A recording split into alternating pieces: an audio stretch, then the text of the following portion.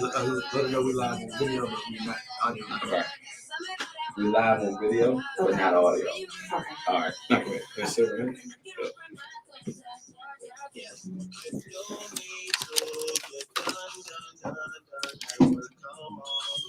We just need to slow the motion. Don't get out of the way to know the longest dance I need you. I'm just relaxing yet.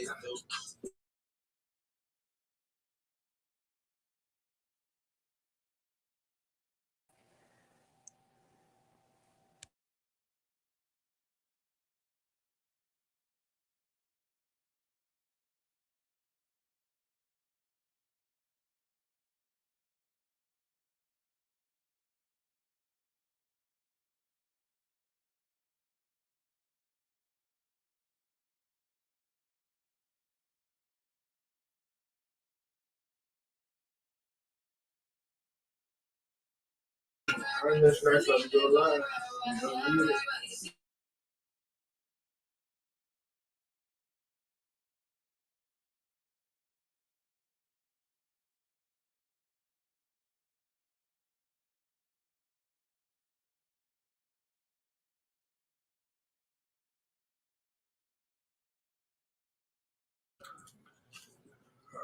So we live and in full effect.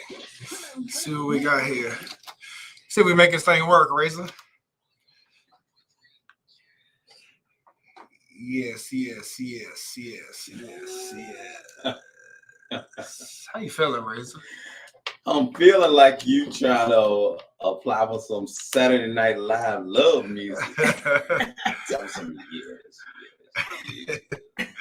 I don't know what you mean. Let's get this thing set up right here, Razor. Because the family know what time it is. Because you could be anywhere in the world, but you're here with us right about now. And apologize for the delay, good people. But it is 2023, right, Razor? Is that right? And the more things change, the more they stay the same. Yes. And but here for another year, but we still gonna make it do with it. We're gonna get the people what they want. Let's see, Miss Max, you loud and clear? I am. I'm here. Hey, how's everybody? What's going on, family? Oh, she clear. Doing well, Miss Max. Miss Max got that new Bluetooth. That's right. What's up, Miss Max? You got that 10.0 Bluetooth? That's Santa Claus special. Santa was good to you, Miss Max? I guess so. She sound like she in here. Right. Man. But yeah, Miss Max. So new 101 jams and everything. Razor with 101 Jam Charlottesville's #1 for R&B, hip hop, and classics. Yes, sir. You know what I'm saying? Keep us on the brink of something new. Yeah, and loyal listeners know what I'm doing right now. Razor, like they know I'm getting my bearings together. Mm-hmm. I'm kind of calming, because it was sort of a mad dash. As Teacher Monroe says, if you stay ready, you ain't got to get ready. Hey, that's my man too. Yes, He's right. But yeah, man, we have a great show for y'all today. As always, we'll hopefully be new and improved, reaching you in so many ways. So tell a friend. Mm-hmm. Streaming worldwide. Always IMHO Talk Show online. Man, so we're gonna have some family favorites. We're gonna have Miss Pearl Early as well as Miss LaNika Barnes. Yeah, still shifting that narrative when it comes to education and in Black communities. They've been doing the work for a long time. That's right, and in our schools, making sure our boys and girls are well represented. And there's so much going on in the news, right? With city council, so many things affecting our people. What they lying about now? Hey, you gotta stay tuned in. You know how we do. We take Seville to the world and bring the world to Seville. But without further ado, I'm excited for this first guest, y'all. I am too. First guest for today. None other than the one and only Sabrina Feggans. Sabrina, thank you for joining us today. Yeah, absolutely. I'm happy to be here. Yeah. And so you are real because you're sort of a myth and a legend. You know what I mean? I'd be like, Sabrina be putting that work in. Is 2023 full of alcohol? What is we doing up in here today? No, first I gotta say, I've been excited to meet Sabrina because for those that don't know, she has a brand called Beyond Fitness. Yes, right. Okay. Beyond doing big things. And as the name implies, and as we want to, dig into today, like what's the science? Like what's the reason and definition behind that name? Because she is beyond fitness, right? Like she's been inspirational on so many levels of so many people, providing so many resources. So Sabrina, like definitely let's start for the folks that don't know you and kind of tell your story the way you want to tell. Absolutely. Like what led you on this journey, what brought you here. Absolutely. So thank you all for having me here. I'm so excited. For those that don't know my story, about 7 years ago, I set out to go on this fitness journey. I was about 240 some pounds and I was completely unhealthy, unhappy, and I didn't want to live like that anymore. It was completely exhausting. And I set out to go on this fitness journey and I just wanted to lose weight and be happier and healthier. And as I came upon this journey, started to lose weight, started to really connect with those that are like me, that wanted to start this journey and lose weight as well. And then I started to lose weight. And so that was wonderful and all, because I felt more confident, I felt good about myself. And then I started to gain like this following of individuals that wanted this journey and needed help doing it. And Beyond Fitness with Sabrina kind of morphed into its own thing. So when I started this journey, I had no idea I would be a business owner now of 2 businesses. This was just, I wanted to start this healthier lifestyle, and I started to train, I started to get knowledge in these areas, and then I ultimately help others get healthy and just live this healthier lifestyle.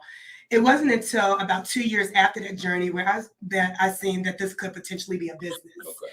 And that's when I wanted to decide what I would call this business. And fitness is just one piece of being healthy, right? It comes with a significant other pieces. And that's why I couldn't limit any of the names that we were thinking about to just fitness. And so that's where we came with Beyond Fitness. So although, individuals may come to me because they want to lose weight or get healthy, it goes way beyond what Beyond Fitness with Sabrina does in the community. And so they can come to me to get healthy and fit, but we also do a lot of empowering. And so empowering is huge in the community because there's so many individuals out there suffering with self-esteem and self-confidence and different things like that we don't necessarily touch on a lot. And that's what Beyond Fitness really is all about. Yeah, we'll get healthy and fit, but not only for the body, but also for the spirit and the mind. Yeah, I'm glad you actually brought that up, Sabrina, because I was thinking as you were telling your story, I wondered how much were you impacted doing your heavier time in your life by what the world standards were as to what is beautiful, as to body images, as to what is self-love and things like that. And then now that you kind of traveled that journey of getting healthier and losing the weight, how much of it do you look back on and think, wow, that was just a lie, or wow, I was in so much more control? It was a matter of mindset versus listening to these outside voices or subliminal messages that made me feel like, I wasn't worthy or beautiful or what have you. Good question. Yes, thank you. So although I was, on the heavier side, I've always had somewhat of a self-love and within me. And so even though on the heavier side, I knew I was heavier than the average, even in like when I think back to high school days, I actually, and I tell people the story and I laugh about it now, but I actually failed, physical education in the 10th grade because I was heavy and it was so uncomfortable. All of the other girls around me were small. They could fit into the, the school uniforms. And, I had to have shorts that didn't necessarily were the same color as the school and so on. And so when I look back at that now, I'm thinking like, wow, what are we doing, to those that, not only the kids, but the individuals, and setting them aside because they don't fit this criteria that we, subliminally or not, set for standards of what healthy looks like. And so when I look back at that now, a lot of things that I want to correct that I was not able to correct when I was heavier, or even to the point now, I want to make sure I'm instilling that in Beyond Fitness with Sabrina. And so I don't coach to necessarily being skinny. I listen to their goals, for one, and then two, healthy and being fit does not necessarily equate to skinny. And so people always assume that the skinniest person is the healthiest, and that is so far from being the truth. So yeah, can I say something about that? Yeah, I'm sorry, I just want to interject no, because I think that's very important because it seems like a lot of times I'm curious your insight on this and how you communicate to your clients, right? About it is like it seems like a lot of the magazines and a lot of the health tips are, for lack of better, professional terms, made for like the European body type. Whereas it seems like black folks, brown folks, folks of African descent are generally naturally curvy, naturally curvy. And so I'm curious like how you implement that, balance that of like being healthy but still loving your curves, you know what I mean? Yes. And so I think I am a prime example of that because so you go to the doctor, they say your BMI is this, and then this should be the weight. BMI meaning body mass index. And so they'll tell you, for your weight and your height and your body mass, you should be at this current pound per se, these numbers. And so it was always like 145, 150 for me. So remind you, I was like 240, and to get down to that number, I ended up losing like 70 some pounds, and I completely hated it. This is my story. 150 pounds does not look right on me. I lost all my curves, and I just did not feel good. So although these numbers, they tell you you're supposed to be 150 pounds or whatever, that may not necessarily be for you and your body type. And so we have to look at what we're comfortable with, and then that's our goal. Don't have just these numbers out there to say, because when you look on, all these indexes out there, or this, body, scale, it says that for your age and your height, you should be this.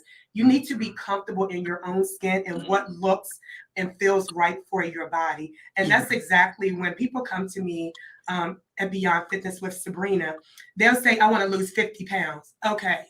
Do you actually want to lose 50 pounds or do you want to look like you lost 50 pounds? Because that's a huge difference. That's right. We can lose 50 pounds and we can lose all of our muscle mass and look completely the same.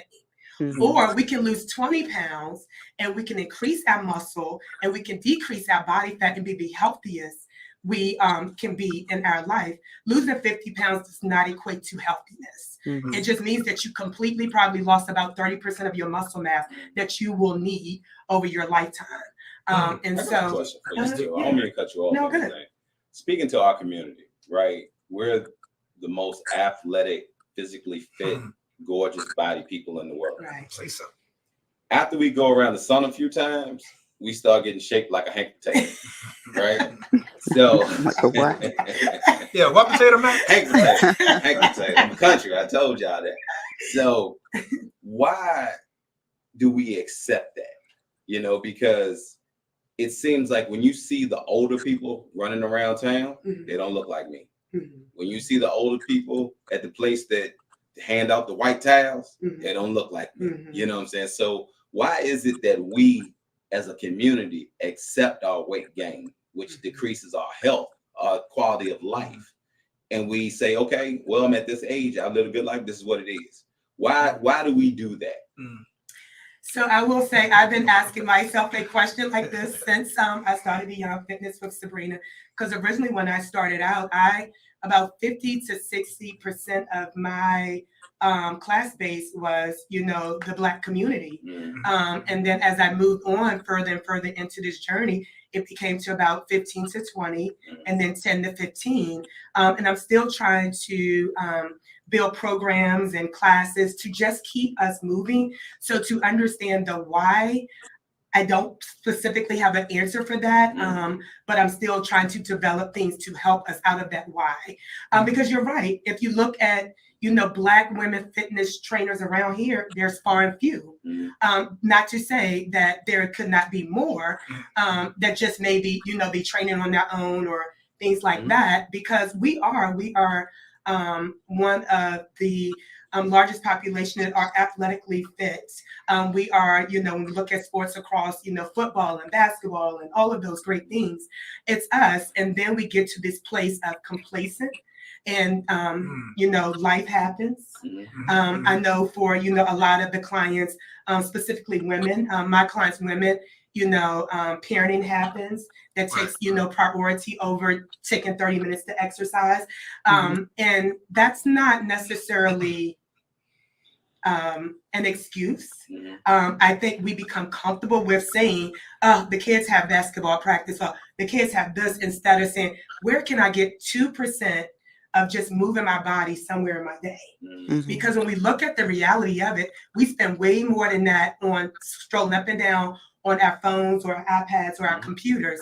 And I think, we go back to looking at what's the priority for us. So I don't know if it's necessarily that we're comfortable, but I think that sometimes the priorities shift, and then we're comfortable with accepting the priority shift. It's also when Big Mom and them see you looking slender, and they say, "You're sick. Yes. What's wrong with you?" Nah. My family see you look sick. What's going on? They were a nigga. Yeah. Talk to somebody. Yeah. You love sick. Yeah. You living off love. Hey, but the other piece too, though, is like the eating habits. What do you sort of? Well, I get I know it's personal, individual. But how do you approach that too? Because again, us here being Black folk, soul food, we in the South. You know what I mean? Like we live in the country. Like when you approach that, because like to the point you and Razor were just making, to me it seems like when we're young, our metabolism may be higher, so we can burn food faster, Razor. But when you get 40 plus or whatever, but we all can't that say slow that. down. We can't say that. Catch up with you. So why do not the Asian community think like that? Why doesn't the Caucasian community think like that? Like so Sabrina's the expert. Like, but to my knowledge, it's like we have a different diet, but like obesity goes across all races and ethnic groups. Like obesity is a problem in America, but I think our diets as Black folk, whether we trace it back to where we got like the bad parts of the animal in slavery, and we just and that became soul food. I feel like a lot of our diet is just bad, and it catches up with us later, more so than other people. So why aren't we more proactive about getting it off? That's my point. That's my question. So obesity is across all races. However, the Black community suffers at a higher rate due to the fact of, like you said, a lot of it comes with upbringing. But then at some point we gotta, take responsibility that, okay, we know better. When you know better, we're supposed to do better, correct? Right. And so when we know better, we do better. And what I have seen over my studies and looking at different things is not just the foods we eat, it's how we eat it and how we are not able to consistently do it in moderations. And so when you think about, Thanksgiving dinner, and when I say we, that's me, myself. Like, even though I'm on this fitness journey, I'm not exempt from the equation.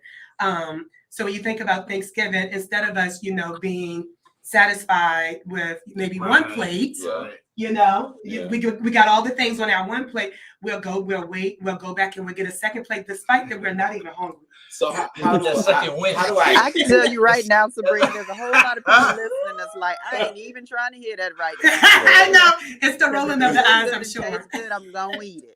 Y'all, look, I'll be at lunch with Razor, and I'm like, Razor, you ready to go? He'd be like, no, I'm waiting on that second win. Because I'm going to eat my seasoned ham hocks. How do Sabrina, help me. What do I eat with my seasoned ham hocks? So I would probably pair it with definitely like some vegetables, very little carbs. Okay. So piece of ham? Is that a piece of bacon? That's a protein. Okay. That's a protein. So the way I that's because we're talking about pairing stuff with ham, but it's the reality, right? So my concept and the way I coach is, it is 80% is really your diet. It is your nutrition. And then the 20% is your exercise. And so many people come into this concept, if I exercise, I can go eat all this food. And that's not true. So in the reality of exercising for 30 minutes to an hour, the average person burns about 400 calories. When you think about 400 calories, it's like a half a scoop of probably mac and cheese and a quarter of your, your ham hocks. Yes, Mhm. that's it. That's it. Mhm. So when people think about this, this notion of I exercise so I can eat these foods, you really can't, because you only have burned, 400 calories in order to lose weight if that's your goal. In order to lose weight, you have to always stay in a calorie deficit. So you always have to be burning way more calories than you're intaking. Sabrina, let's shift gears real quick because I see where you're going with this, right? So let me jump into something else. How important is your digestive tract when it comes to your weight loss? Oh, extremely important. And so remember, everything that we eat has to filter through our digestive tract. Even when we are looking to lose weight, gain weight, whatever it is, everything that we eat absorbs into our digestive tract. And if you have an unhealthy digestive tract, then you are going to start to, for lack of a better term, you're going to start to hold on to that waste. Everything we eat carries a toxin and a waste in it, whether it's good or bad. And that's why it's so important to make sure that it's healthy in your gut, because we need to be able to filter out the good and the bads of all of the nutrients that come from the foods that we eat. So anything like, protein, everything has, like I said, good and bad. So your digestive system is really that filter to say, okay, this is what we need to keep. This is what we need to absorb. This is what we can release of. And so when you don't have a healthy tract doing that for you, this is when we start to hold on to things within inside of our bodies that ultimately creates, diseases, or, even when we talk about like, the mental impact, sometimes when you're feeling like cloudy in the brain and stuff, that comes from your gut. There's things that could be sitting out in your gut that are unhealthy that needs to be released. And in the concept of, don't our sisters have a problem with it, like kind of, how can I say this? I'm gonna just say it. In our humble opinion. Yeah, I like that. Shameless plug. Women, especially our sisters, don't they have a problem with saying like, or going to the bathroom every day? Like, is it not sexy or like just the idea of? Is that a woman problem? I think so. I see what you're saying. I don't know. Men feel this All way. women, let's Really? raise your hand. Women. Do men deal with that? Somebody say something. No, for real. Yeah, so I think the point he's making is like, well, maybe we can break it down guys do because guys think that y'all don't use the bathroom all the time. So there Maybe not are around this you all. belief, or that's what it is. Like, so there are this belief that like men, like, okay, if I gotta, like go relieve myself, I'm gonna relieve myself. Whereas women try to be a little prettier about it, like I'm gonna wait till he leaves. So I guess Raisin's point You're is, gonna hurt yourself. does that call? Yeah, do you hurt yourself? Is that called? Right. Because y'all stand up over the toilet just to piss. So I know you ain't letting no atomic bomb go there. You're messing your high heels. Well, So Sabrina, I'm not gonna speak for me, but yes, women, talk to me. Yes, I'm sorry. Yeah, talk to me. No. You gonna dress it up? No, I had another point to make. I ain't touching that. No, I think that something else that we've kind of discussed, but is important to drive home, is that there are a lot of people listening who believe that this is great advice and something that they should sincerely implement into their lives. But when you're considering all the reasons why obesity and some of the other issues that we've discussed disproportionately affects the Black community, and then you consider what the Black community is more likely to have to deal with on a day-to-day basis. So I can't necessarily go to the gym while the kids are at school because I'm working. I don't have a nanny at home so that when they, get up in the morning, when the kids are home, I can, slide off and go do my workout.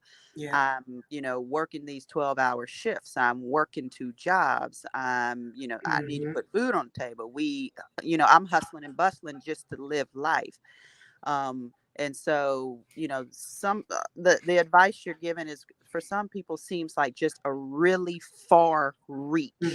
And while all those things may be true, I do want our listeners to understand that even difficult doesn't mean impossible, right? Because this is really just it's a mindset. It begins there. with Mhm. intention. So it's a mindset, and then it's a lifestyle change. And Yes. if you work hard enough at it, if you really are intentional about implementing this into your life and your Mhm. kids' life, because on opposite side of this, that fast food all the time, that food with high preservatives and this, that, and the other, feeding Mhm. yourself that, pushing that into your body, pushing that into your children's body or family's body, has long-term effects. That's what you hear us talk Yes. about right now. So Yeah. it would be Mhm. worth it to you to Mhm. implement these things that we're saying as best as possible. Starts with Yes. mindset, starts there, Yeah. and then you implement it as a lifestyle. Yeah. Right. Yes, thanks, Max. I really Yeah. appreciate that insight. And so I definitely want to hone in on that because you're right. And that's where I started. My girls were younger and I had a couple into sports and there were school events and all these things when I first started this journey. And you are absolutely correct. Where do I fit me in at, right? Because me, when you think about it, me is what is taking care of everyone else. And so when me becomes unhealthy, then how do I support everyone else? And it's hard and it's a lifestyle change and it's a mindset change first. And so what I would recommend is if you can't jump into going to the gym or, working out for an hour a day, just think about what it is that you can do. What is it that you can change today? Small changes equal big results. And so what is it that you can do today? So maybe it may be that you can't go to the gym because, you have your kids events after work and you're rushing to get to work. But can I take a walk, to clear my mind on my lunch break? Or, is there can I get up, 15 to 20 minutes earlier to maybe get a me time in before the kids get up and I have to get them ready? Or is there a time that I can meditate or stretch or do some yoga right before bed? So just finding what works for you and creative ways of doing just to get your mindset going. Because once that mindset starts to get into that type of routine, it starts to crave more and it starts to crave more intensity and it starts to crave more. And once we start, as human nature, start seeing results, we want to do more, right? So sort of like muscle memory almost. Yeah, exactly. It's Automatic. So once you get into like, okay, for 10 minutes, I'm just going to get up early. I'm going to set my alarm. I'm going to get up early and I may put on a YouTube video. There's so many free YouTube videos out there to get you moving. I have like 100 plus out there. So feel free to message me and I can send you one. But just even if it's 10 minutes that say, I'm going to get up, I'm going to get my body moving, or I'm going to take instead of me, maybe taking my lunch and sitting down and eating, I'm going to grab some quick snacks that maybe I can take a 30-minute walk and have that, those snacks. So just finding what works for you is the only thing that's going to work, because I, as a trainer or anyone else, can push, but I know from my clients, until they change that mindset and try to figure out what works for them, nothing is going to work. And so there's always going to be a reason. Is it easier for women to do it singly or as a group? I say as a group, because there was absolutely no way that I could have stayed on this journey by myself. Okay. Yeah, sort of like accountability. It's accountability. Right? It's accountability. And I knew when I started this journey, although I was tired, sore, all these things, there were like 3 people at the gym or 3 people waiting on me that wanted the same thing that I wanted. And I say, do it as an accountability group, or, even some friendly competition never hurts. With Beyond Fitness, we do some competition where there's, money involved and things like that we give out. Yeah. Hey, Charles, we come up in there like Joanna, man. Hey, so I'm sorry. No, go ahead. But I definitely want to, go back and be really intentional of what I'm saying is just get started. It does not have to be to the extreme, what we were just talking about, where, I work out like an hour or hour and a half a day. That's me. If you only have 10 minutes and 15 minutes, you're doing more than you were doing before you started this 10 to 15 minute of doing some type of activity. Or if you have, some free time to make better decisions. If fast food is what works for your time and your family right now, I'm not promoting fast food, but if that's what works, you go with the healthier option. And every single fast food place now has their nutrition guide right on the screen. So you can make good decisions there. You can, pair your nuggets with a side salad and things like that. I will say there's nothing Charles, you had something to say. Yeah. I will say this. As a society, it is so much harder for us to eat healthier than to not. Right. I know it is. Right. When I go to shop for produce, it is so much easier to go get a $1 can of raviolis, than a salad that's $4. Yeah. So it makes it harder for us, but it also should not be an excuse for us. We have to find creative ways of staying within our budget, but then also still eating healthy. Spot on. Yeah. So thank you, Sabrina. We are talking with Sabrina Feggans of Beyond Fitness with Sabrina Feggans. And Sabrina, do you know somebody named Nisha Feggans? That's my daughter. Hey, well, Nisha shouted you out. She said, "Hey, Mama, doing an amazing job. Aww. Great, relatable responses. Love you." Oh, Shout out to Nisha. That's my oldest. So Sabrina, let's go. We're gonna take a quick break. Okay. And when we come back, let's close out. Of course, how to reach you, get involved, but also you do more than just exercise and fitness. Like you have a space that you open up for different reasons. So let's just make sure folks know about that when we come back. But the last thing on, let's Max raise something else on the exercise tip.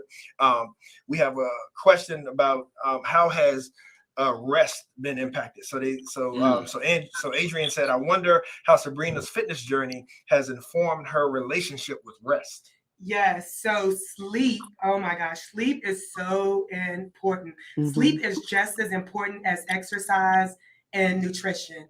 So when our body does not fully recover, we're not able to perform properly the next day. Yeah. So the average person should be getting between 6 to 8 hours of sleep. The average person across nationally gets between 4 to 5 hours of sleep. And so when you think about all that you've done all day long, all that your body has endured all day long, and it needs time to recuperate, it needs time to restore itself. 6 to 8 hours is exactly what it needs. I don't know if what you all sleeping pattern is like, but I'm not back. You don't sleep? And how do you feel? Like I look. Tired over here. But yeah, I don't. It's hard for me to turn my mind off because of the life I have. Yeah. So even though my body's not moving, my mind does. Right. And then you're still. So we need that mind more so than anything, right? The first thing in the morning or throughout the day. We can't operate without our mind being fresh and clear. And so everything affects the mind, the body, the sleep. And so we're not able to fully depress, fully rest.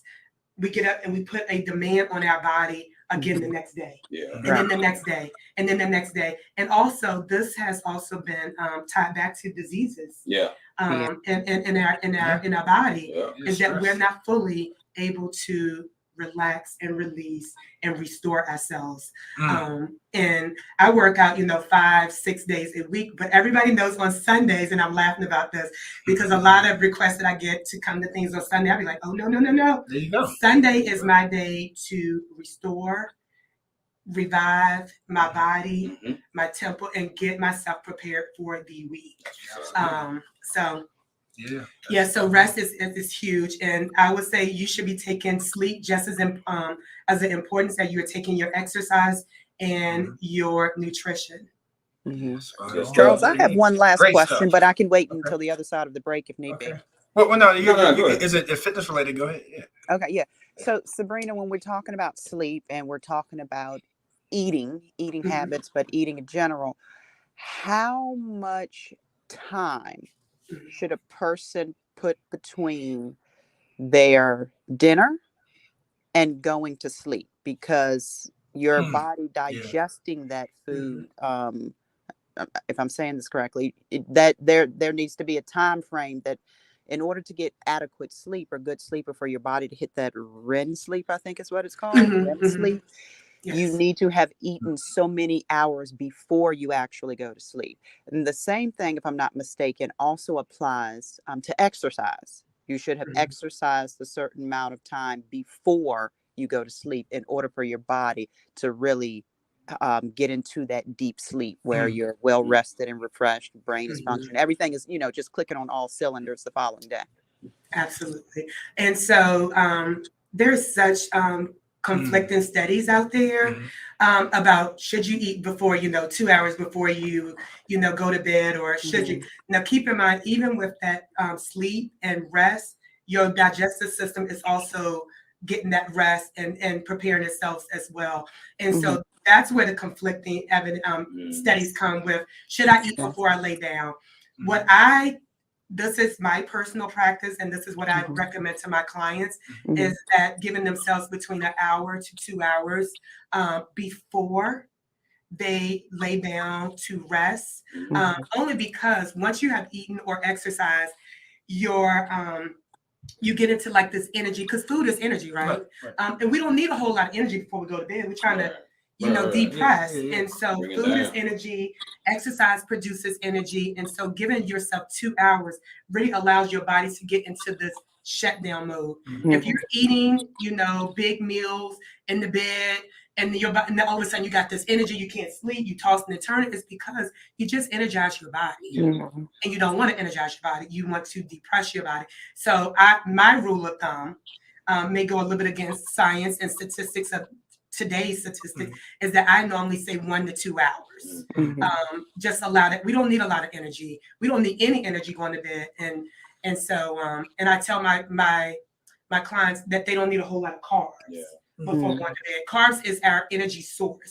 So if we're trying to decrease our energy so we can get a good night's sleep, carbs, we don't need a lot of carbs to do that. When we come back, I want you to touch on, should we detox before we get into an exercise program? Because at the beginning of the year, everybody's going to say what they're going to do with their body, right? We lie to ourselves, right? So I don't know if we lie to ourselves. We have good intentions. And Raise, you may be thinking along the same lines. I mean, Welcome to the show, Sabrina. and Raise, we're on the same lines. I mean, you may want to go ahead and touch on it now, because I was thinking, like, would you recommend when it comes to the different types of fasting, or like even the detoxing? Because when you're talking about that gut health, and even like Dennis talk about the oral hygiene, like all that can affect, right? And so I'm curious on if you have a preference, or you think they both be beneficial when it comes to the different detoxes versus fasting. So I'll talk a little bit about what I personally do at the beginning of the year, and then I'll also preface it with say, if we are completely keeping our digestive system healthy daily, you should not need a detox, because we should already be filtering those toxins out. And but for the ones that haven't done that, yes, green. So yes, detox is great if you do it naturally. This is, again, my personal preference. If you do it naturally, if you're going to say you're detoxing and you're putting supplements into your body, how are you detoxing? Because those supplements are also preservatives. So detox would really be healthier fruits, healthy vegetables, and your water, those type of things. But if you're going online and you see a whole, side of saying, take this to detox yourself, well, what's in these pills? And how am I detoxing if I'm taking these pills every day to detox? Detox should be very natural, with natural, plant-based, fruits, vegetables, things like that. Like, so what if they say that the pills are all herbal and natural? Does that matter? For me, I would go with fruits and vegetables. But if they say it's all natural, I would just say do your research. Right. I would say do your research. When you say natural, what does that look like? Something is keeping those pills to be preserved to be on the shelf. That's right. Something is. Now, what about certain things that like help you detox, like milk and coffee, and things that some things don't work good for people's stomachs and make them go to the bathroom. Black coffee is a big one. Yeah. So how is that look? I don't think it works. I don't know. Well, so keep in mind that milk has fat in it, and so anytime you're looking to detox, you want to detox. You don't want to put anything in your body with fat or those, because you're really trying to get a natural process of getting everything flowing and out of your body. So I don't know I've never heard of the detoxing with milk. You never heard of lactose intolerant? Yeah, lactose intolerant. That's a detox. Oh, but then lactose intolerance has to do with the gut and not being able to break it down. Okay. But if you're detoxing, to me is signifying that you want to rid your body of all those toxins that are in there. Right. Yeah, that's why I get confused at, because if something causes you to expel waste, right, is that not a form of detox? Like, and that's where I kind of got confused at when people talk about things that like, man, that goes straight through me, right? Is that a form of detox, or is it just the food that they ate that goes through them? So let's use lactose, for example. If somebody is lactose intolerant and then they go and have lactose and then it goes straight through their body, that's not a form of detox. That is a form of that body simply not able to process. Rejecting it. Oh. And they're rejecting it. So it's not necessarily a form of detox. Okay. But in the process of rejecting that comes out all the, I don't want to be but in the process of rejecting that, it comes out, the toxins come out, but that's not a natural form of detox. That's your body saying, you can't keep putting this in me. I don't know how to process this. And this is not healthy. Like, you can't do that to me. So before we go to break, and you good on time? Yeah, I'm good. We take a break.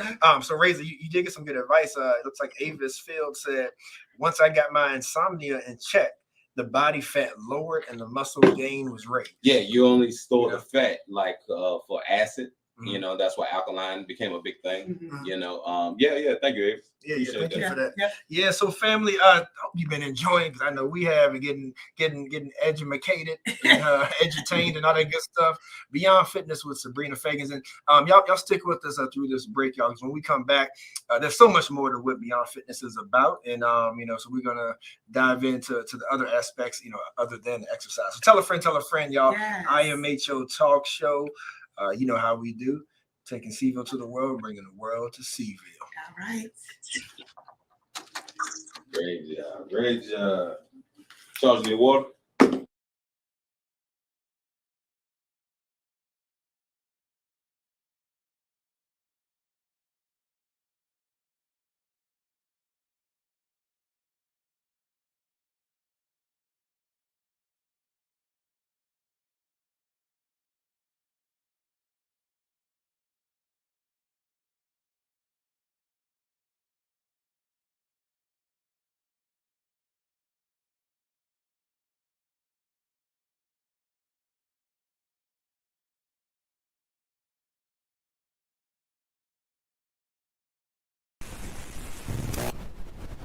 IMHO Talk Show.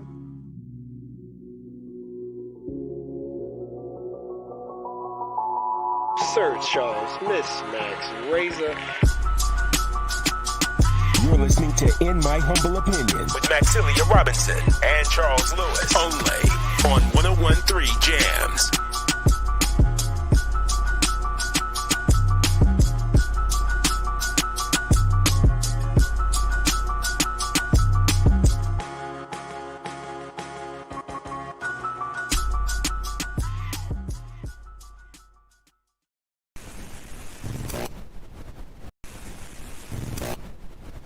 IMHO Talk Show.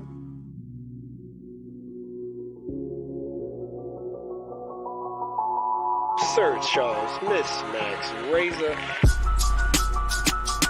You're listening to In My Humble Opinion with Maxilia Robinson and Charles Lewis, only on 101.3 Jams.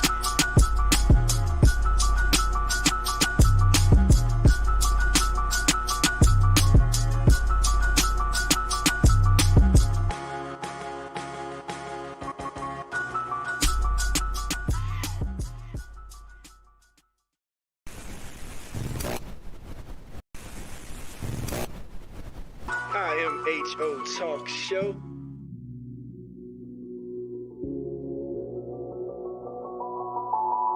Sir Charles, Miss Max, Razor. You're listening to In My Humble Opinion with Maxilia Robinson and Charles Lewis, only on 101.3 Jams.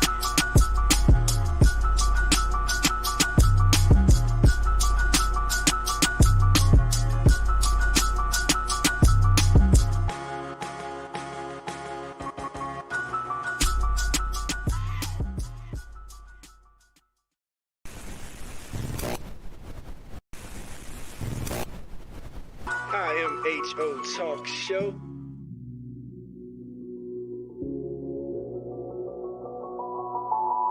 Sir Charles, Miss Max, Razor. You're listening to In My Humble Opinion with Maxilia Robinson and Charles Lewis, only on 101.3 Jams.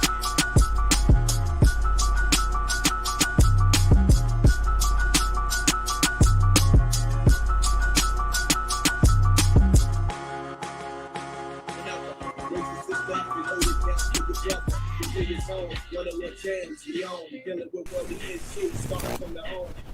Great change, globally insane. The first step we made, being vocal about the pain. Bringing it to you to get your mind moving. This is Maxilia Robinson. All right, we'll be right. You got anything to say to the people? Anything to say to the people? Coming right back. We got Miss Sabrina Feggans. Tell them pray for me. In the ham hock. That man asked you if bacon and ham was a vegetable. Is that what Pray for me. Lord have mercy. That's funny. All right, Miss Max, we got one more spot in family. One more spot. Okay. And we're gonna be right back on with you. All right. I am It's Your Talk Show. Tell a friend, tell a friend, tell them we worldwide. Seville, represent. Family means comfort and joy, except when it doesn't. Man, Mr. For some 4-5. people, time spent with family means yelling, deprivation, isolation, secrecy, and even emotional and physical abuse. As one of these people, you may feel isolated, as if you have nowhere to turn. But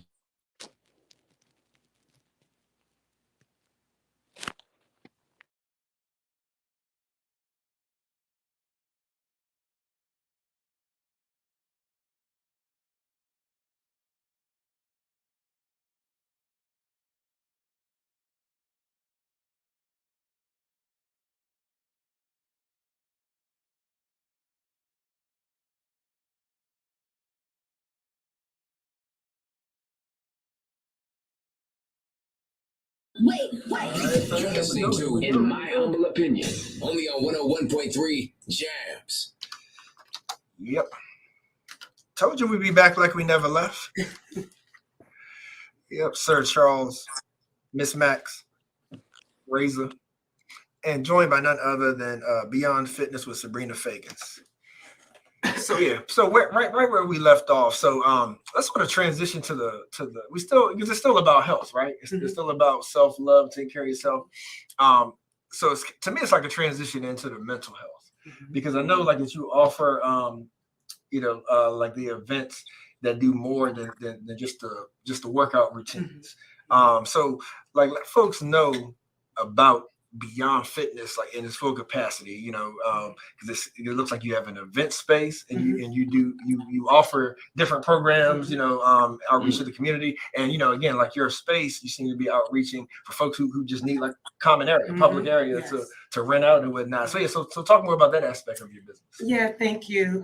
So Beyond Fitness with Sabrina is part of the space that we are mentioning.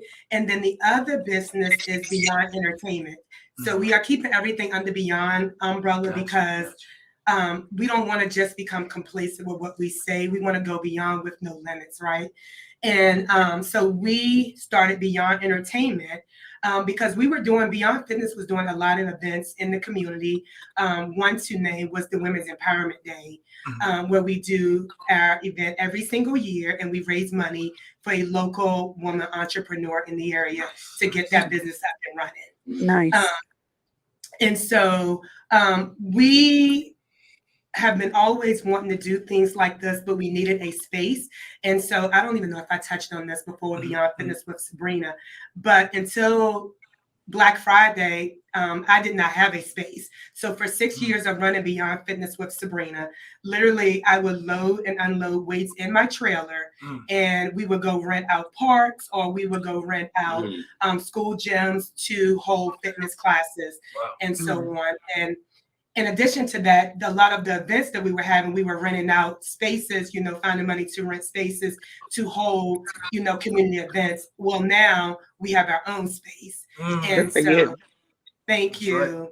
We are able to not only hold fitness classes, but we also are able to provide an affordable place for the community to rent. Right. And then also be able to hold our social events, because as I stated, at the beginning, fitness is just one piece of the wellness, but the social piece is also another piece. And so the social piece at Beyond Entertainment, we'll start having Women Talk Wednesdays, where we'll be gathering women together and just talking about women issues, in a friendly, safe, confident environment.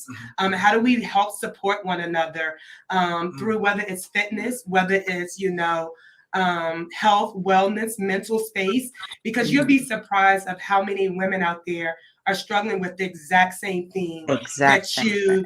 could be, holding inside of you. And we want to make sure that we're providing the space for those women to have an outlet and being able to help them. And I know there's tons of resource out there that we'll be partnered with that expertise in doing that as well. Let me ask you this, Sabrina. Even with the work that you're doing now, this will be a little bit of transparency for me, the way my mind works. Yes. Even with what you're offering, what are we missing? What are you missing from the buy-in from our community? Because I mean, trust me, I know. Like, you can lead a horse to water, but that whole adage is true. But like, honestly, like, hit them in the gut right now. What are you missing to accomplish your goals? Like, it might not have nothing to do with money whatsoever. It does not, and it absolutely does not have anything to do with money. But I think, and I don't know if it's just necessarily me, I probably could do a better job of this as well, is I think we need to look to support ourselves in the community and others in the community before we are so quick to run and jump the horse to support others. There's so many things in the community that we could be supporting, and I'm speaking to myself too. As I look over 2022, I did a lot of things, but I could have done a lot more. And so I think the support of, when I think about a resource, do I look within my community? Or do I look outside of my community? Because we have so much knowledge. Yes. We have so much integrity. Like, there's so many things that we have in our community that I think may be missed. And so when you ask that, I'll talk about the fitness piece. I cannot compete with a YMCA, or I can't compete with an ACAC. But I will say this. My clients come to me because it's a safe environment, because I've been there, I've done it, and I established personal relationships to help them reach that goal. And then I make it affordable. Like, I work with people, and I make it affordable. So I think the piece that is missing is the shift in the mindset to say, yes, I can. Yes, if I get up, and meet with Sabrina, or I get up and take one of her classes, it may be hard, but yes, I can. That's right. And so when I look at Beyond Fitness with Sabrina, or, Beyond Entertainment, is the support from the community. That's a hard thing. And some people knew about, Beyond Fitness with Sabrina. Some people did not. So I appreciate this platform to get the word out there. Yeah, absolutely. But I think that we need to look to support one another versus, supporting some of these bigger entities. And that's why, even, and I'm not knocking a bigger entity. I'm just saying that we're with you. Yeah. They'll get the money regardless. They'll get the money. But if we really want to build us up and come together, that's what it needs to look like. And look, and Max and Razor, we going on 7 summers on this air, and it felt like that's been a consistent theme, right? Encouraging our community to not only circulate that support, but recirculate that dollar as well. Because we do have spending power. And to Sabrina, it's like, to me, it don't matter how big the Y or ACAC, any of them are, because what you're doing is personalized. Yes, exactly. Like, what you're doing is sort of for us, by us. Exactly. Go ahead. You have something, Max? No, you hit it on the nail on the head when you said for us, by us. I mean, one of the things that an ACAC or YMCA isn't necessarily providing the Black community, and I don't say that as a broad statement, but for some people, it's just that village, that atmosphere, that community amongst ourselves, where we all understand the struggles that I would understand a struggle that another Black female may have, or just, dealing with the same thing or trying to overcome the same thing. You can't, when you have that type of village or support system, it helps overcoming whatever the challenge is that much more easier, because people can actually relate, and they can relate. So you definitely you feel a void that the Charlottesville community at large doesn't necessarily offer in a lot of different areas. And so people consider that also when deciding whether or not to go to like a commercial gym versus a private owned one. Yeah. Exactly. And yeah, so thanks for that, Max. And we are with Beyond Fitness with Sabrina. So Sabrina, I know one other thing that I wanted you to mention, like touch on the importance of the business, because I know it's something that you mentioned to me when we talked, when we were scheduling this interview, like just the importance and like what you've seen as a businesswoman, and like, being able to get that space at Fashion Square, like give us some insight and some, even some encouragement for another aspiring business owner. Yeah, absolutely. What did before you dive into that, what were your thoughts when you were considering, can a woman do this? So I may be a little different because I already know like I'm capable of doing whatever. That's right. And will it be hard? Absolutely. Have I cried and have I, said I was going to quit this Beyond Fitness things about 100 times? Absolutely. Because sometimes when you walk into class and you go from 15 or 20 people down to 2 people, you start questioning yourself, is this for me? Should I be doing this? And then I start to think about all the people that I've impacted over the last 7 years, and how many more people that I want to get healthy, and I want to, to live this healthier lifestyle and be there for them kids. And I know I can't quit. So, I have to take quitting off the equation, off the table most times when those thoughts even come to my head. But I just have to pivot, and I pivot every single day. And I'll just, give an example about last week. There were so many things in this going on to the business, to your question. I'll pivot last week because starting a business, and this is just encouragement for one, but then also knowledge for two. When you start a business, it is not going to be easy. Don't think that you're going to go in there making a lot of money. You likely will not make any money, for months or even years. And that's just the reality of it. But go in there with your heart and set those intentions.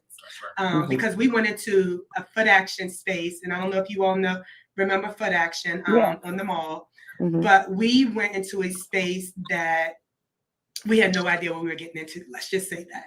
We were happy the space was affordable because after 5 years of looking for affordable space, we found it.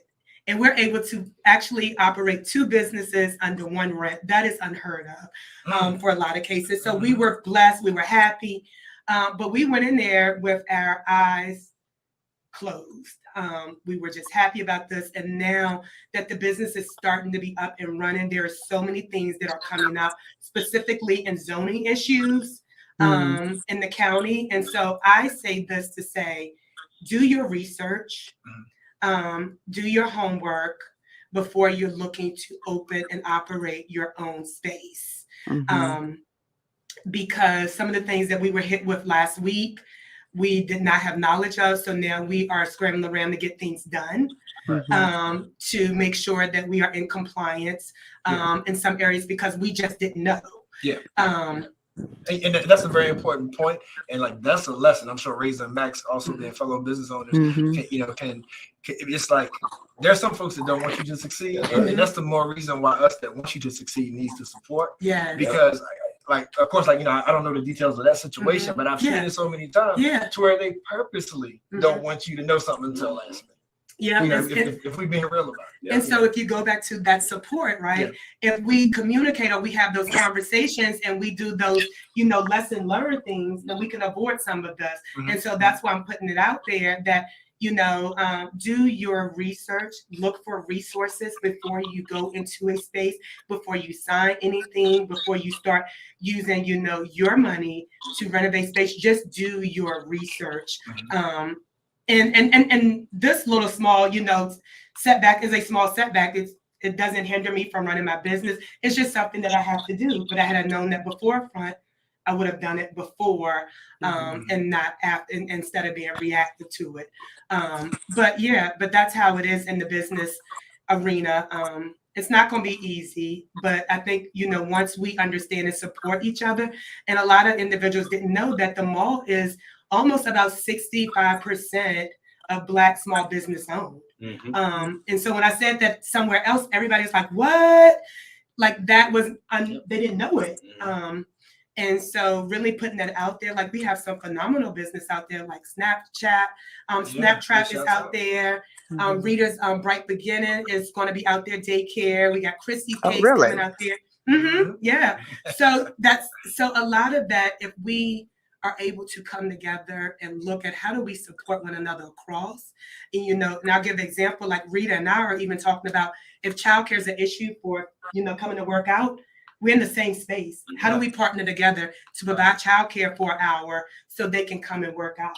One thing I want to make sure I say is that I'm in a lot of different rooms than people that look like me. And for all the businesses that are inside the mall, always stay abreast as to what their intentions are for 2024, 2025, right? Because nothing would be sadder than them coming through and telling everybody we're not renewing your lease. And we're going to go a different direction with it. You know what I'm saying? Absolutely. So that's one thing that, I don't know any other businesses well enough to go inside there and say, hey, look, this is what you need to do. Because I wouldn't want them to think that I'm negatively saying, but I'm in rooms where I hear future plans are in the sunrise, but they want to know what they're able to do. So if we get all these businesses together, everybody needs to talk and be proactive. Okay, what is our exit plan? Because over there should not be looked upon as that we have arrived and this is where I'm going to be at. Absolutely. This community does not operate that way. Yes, absolutely. And that is, you hit that right on the head.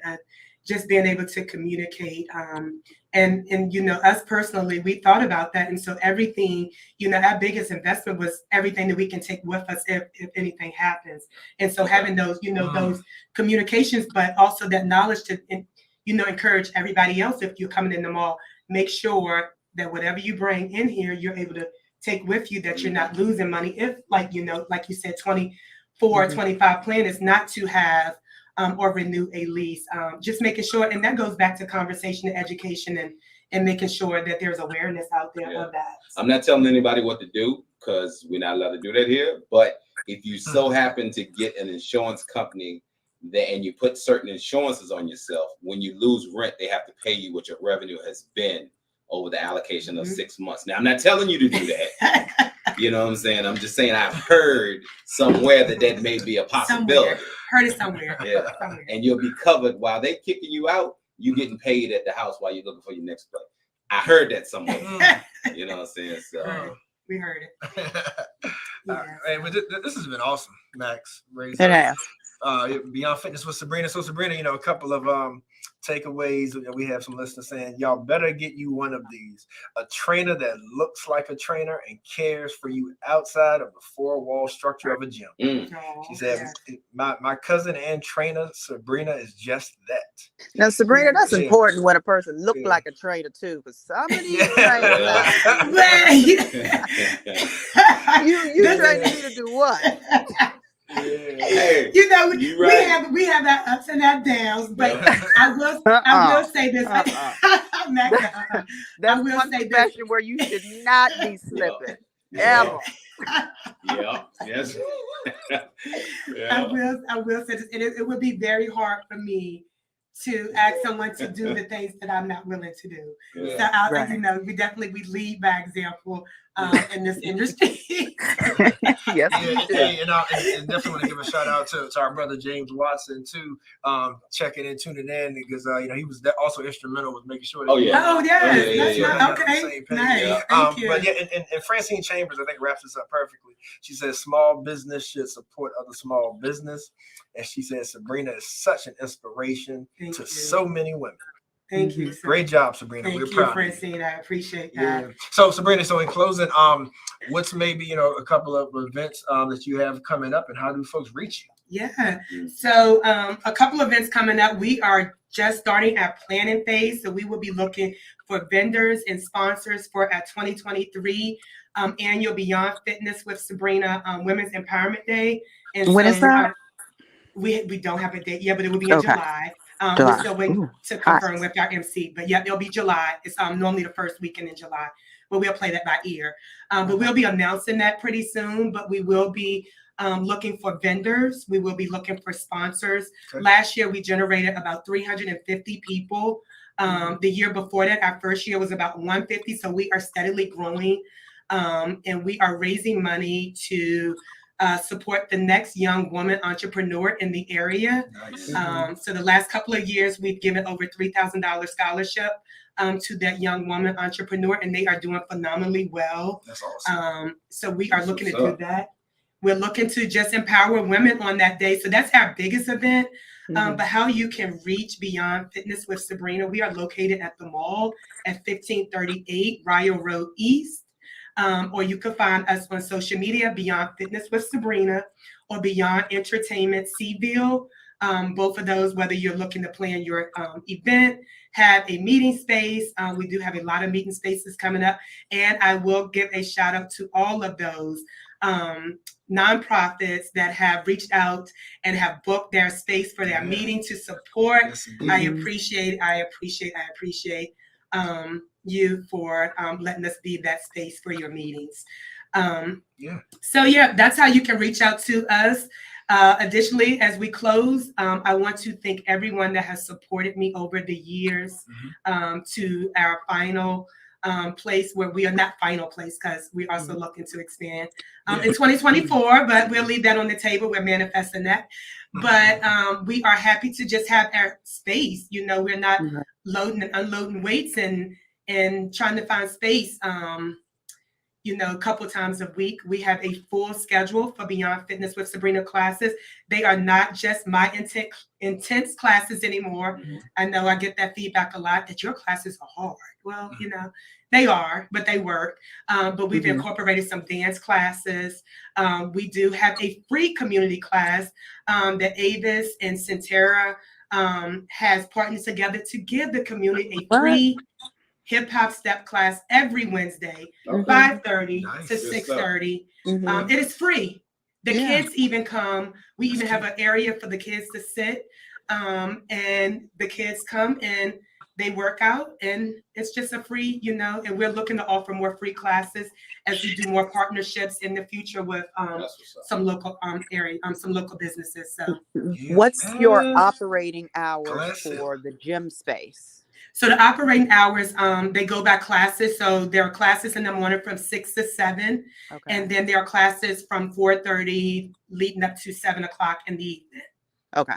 Gotcha. So there's a gap. Yep, there's a gap in the middle for work time. So So there is a variety of classes. If high intensity is not your thing, come do Zumba, come do line dance, come do step.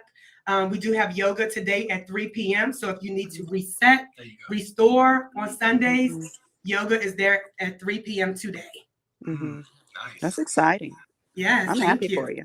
Thank you so much. Appreciate it. Sabrina, props on shattering that glass ceiling. Thank you. You're doing your thing. Thank you. And you know we're here for you. You know, whatever you need from us, you know, any of our talents, our airwaves, you just reach out. Thank you. Yep. 101.9 was very instrumental. For the Women's Empowerment Day last year, y'all actually DJ'd and hosted 103. I mean, I'm sorry, 101.3. Sorry. Y'all actually hosted the event and everything, music last year for our Women's Empowerment Day. Shouts out to all my. I appreciate it. Yes, thank you. Absolutely, Miss Max, you good? I'm good. It's a lot of women's empowerment. You know, I'm gonna let you take us to break. You know, well, Max, I'm gonna be reaching out. Feel worthy I'm gonna be reaching out. There's a whole lot more to say. It's been a great segment, Sabrina. It's been wonderful just to talk to you and help spread the word about your business and all of your endeavors. 101 IMHO supports you. That's right. Feel free to come back on the show and announce any of your upcoming events or talk about your business as it grows. I so appreciate this time. I appreciate this platform. Thank you all for reaching out to me, and this was fun. So thank you very much. All right, we'll be right back, family. Stay with us. Thank you. Great job. Thank you so much.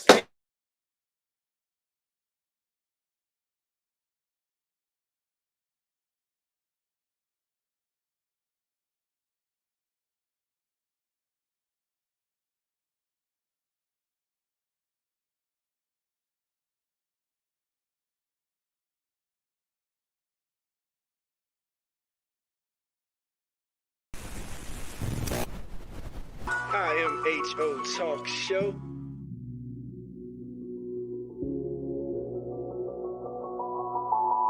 Sir Charles, Miss Max Razor. You're listening to In My Humble Opinion with Maxilia Robinson and Charles Lewis. Only on 101.3 Jams.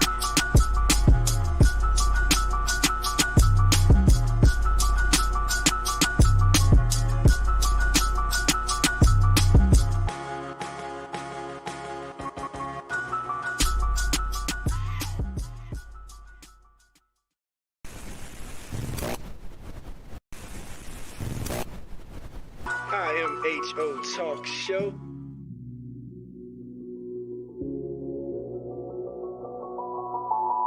Sir Charles, Miss Max Razor. You're listening to In My Humble Opinion with Maxilia Robinson and Charles Lewis. Only on 101.3 Jams.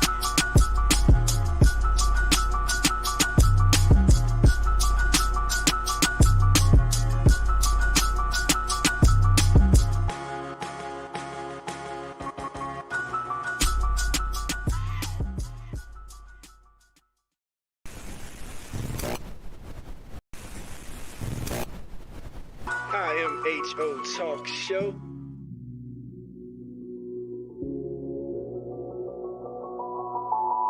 Sir Charles, Miss Max Razor. You're listening to In My Humble Opinion with Maxilia Robinson and Charles Lewis. Only on 101.3 Jams.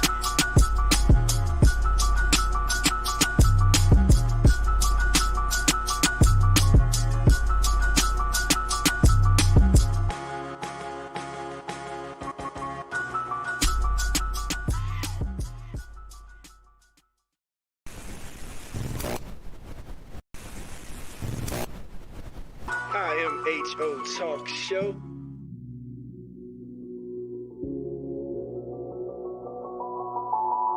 Sir Charles, Miss Max Razor. You're listening to In My Humble Opinion with Maxilia Robinson and Charles Lewis. Only on 101.3 Jams.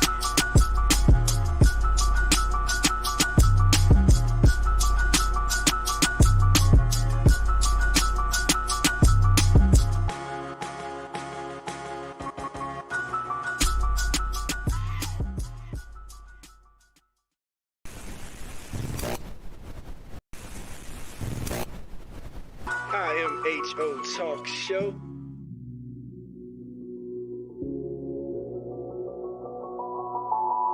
Sir Charles, Miss Max Razor. You're listening to In My Humble Opinion with Maxilia Robinson and Charles Lewis. Only on 101.3 Jams.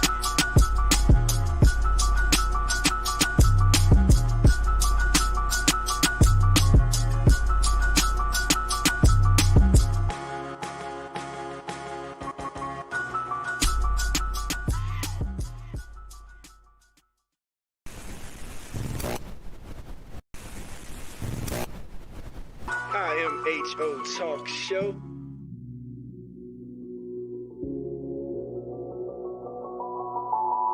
Sir Charles, Miss Max Razor.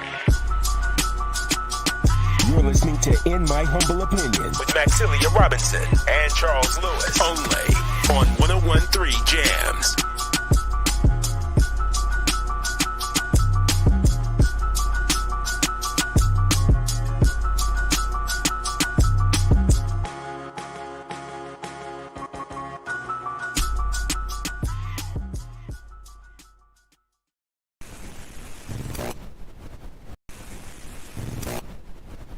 IMHO Talk Show.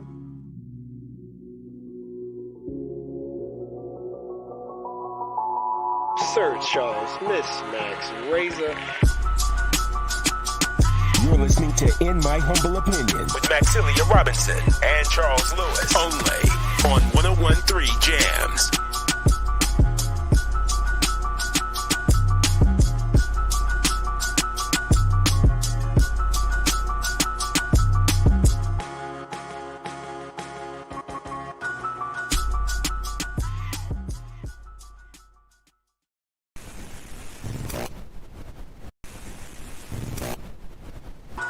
IMHO Talk Show.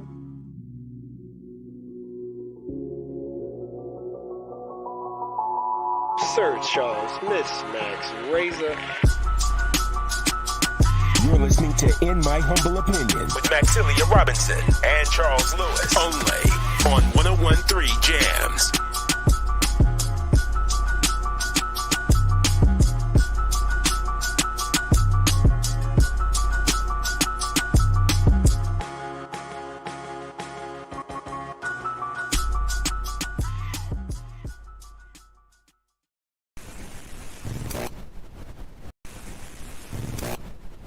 IMHO Talk Show.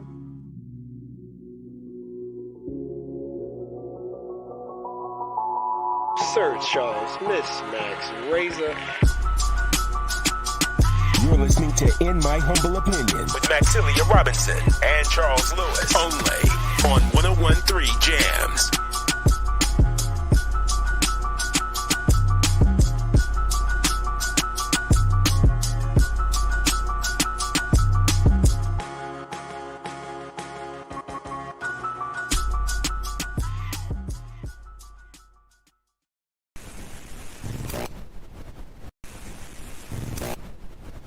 IMHO Talk Show.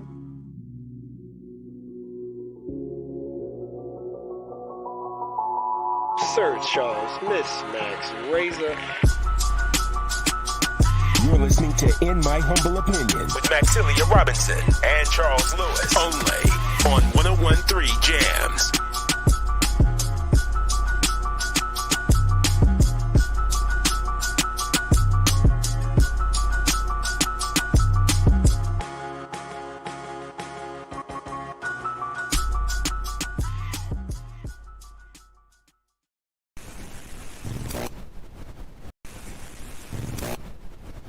IMHO Talk Show.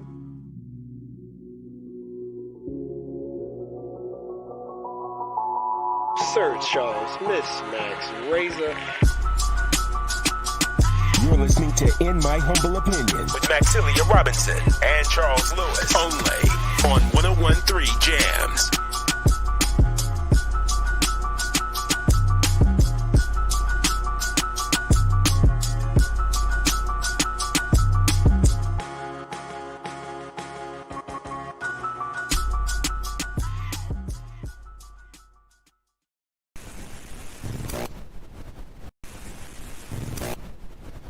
IMHO Talk Show.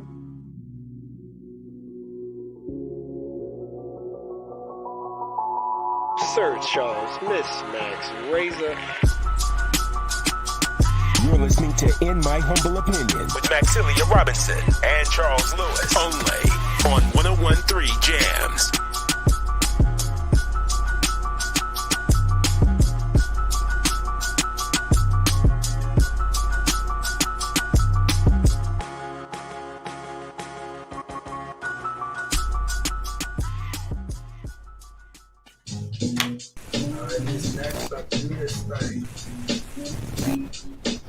IMHO Talk Show.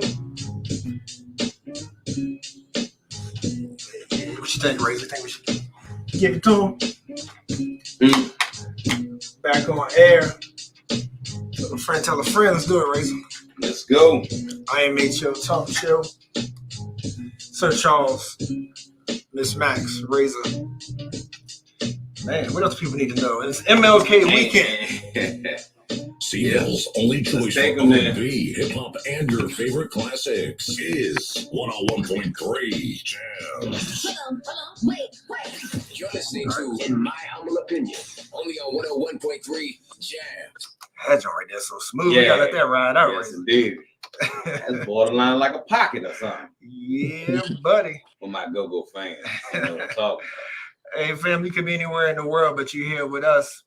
I to the ism, H to the Izzo Talk Show. And, you know, we would be remiss because it is MLK weekend. And so happy Martin Luther King Day. Happy Martin Luther King Jr. weekend to you all. all the listeners, and we got much more show. I want to thank Beyond Fitness with Sabrina Feggans. Definitely empowering, definitely inspirational. Great guest to kick off this show for 2023 MLK weekend, man. Miss Max, like, community service is big. There's so much going on this MLK weekend. Like, I wanted y'all feedback on it, man, because like one conversation I've been having a lot is like church and how even, church attendance is down. Some folks doing it virtually, but then they're not feeling a part of a fellowship. And so then they're not contributing, as, maybe your membership normal, traditionally would have. Folks looking for something different and new. And I see that also when it comes to like, observing some things that our people have held so near and dear, whether it be NACP type things or MLK Day, and I think it's, as we evolve, Max, like, I don't think there's any question that unity and faith and love for one another is more important than ever and more needed than ever. But unfortunately, man, it looks to me that like maybe we've evolved and grown and we make so much money and we don't have the same fight. We still got fights. There's still civil rights issues. Like the dream of MLK still needs to be lived out. But it just seems like we are at the same time complacent in so many ways. And then, we see the news, y'all, right? Like we see how we have a historic Black church, right? In a neighborhood where yet more businesses that we've seen time and time again in Charlottesville come in, buy property, make it overpriced, force our people out. Yeah. You know what I mean? And then don't even recognize or respect the heritage. Don't truly and duly give what's owed to the families and dare I say, repair via reparations, but instead just come in and keep making more money off of our backs and keep making, life harder, right? But they have to. That's kind of and I know this might upset a few, but that's kind of the American way, because the second that I acknowledge what something stood for, the more I'm kind of acknowledging that I took it. Facts. And Razor, the last thing I think another thing that would probably another question that probably would be best answered by you, Charles or Troy. I'm sorry, Razor, is whether or not it is the person's group organization's responsibility to give back if they purchase the business, or the the building or what have you, and it's they didn't per se commit make the same decisions, commit the same atrocities as their ancestors, then does it then become their responsibility? And I'm just playing devil advocate here. I say no. I think the question is worthy of an answer. By no means am I saying this is my belief, but does it then become their responsibility to get back to the Black community? Max, I say no. Okay. I say no, Max. It's not. You care to expound? Yeah, because it's one of those things that, unfortunately, as much as I love my people, we get together more to complain about what somebody did to us, as opposed to getting together to take care of what we have. So no, I don't. It actually turns my stomach to hear somebody complain about something that you could have did something about. Like it was well within the right of everybody that got that 18 months of stimulus check to get together and purchase anything in Charlottesville that we wanted to. Period, point blank. I didn't get any money, but for the ones that did, you could have got together, because a lot of people made more money during the COVID than they were at their 40-hour jobs. That's why they wouldn't go back to work. So for the people that say the deck was stacked against me, and I hear what you're saying, but it's not set up for me to do anything about it. Nah. So how can you blame that? That's not true. Like, I have to. There's a thing about we got to stop deciding when we want to call accountability, right? If nobody could spend no money, people didn't have to pay rent. Nobody had, like across the board, not just Black, right? So don't think I'm talking about just Black people. But as a whatever you consider your community, because we say black and brown, so we ain't talking about just black, right? Collectively, if everybody had gave an eighth of what they got as in free resources, you could have purchased anything you want. Now, that whole, well, we don't have the education and we don't have, I get all that, right? But if you know how to go online and order $300 pair of shoes for your kids, if you got gifts that, if you went through and were purchasing gifts, but you were still struggling with your light bills and stuff like that, I'm sorry. I'm off that train. Take my black card, whatever you want to do at this point. But we cannot keep hollering about what somebody did to us when everybody was on the same playing field for a little while, you know what I'm saying, because of COVID, and you made the decisions not to do certain things.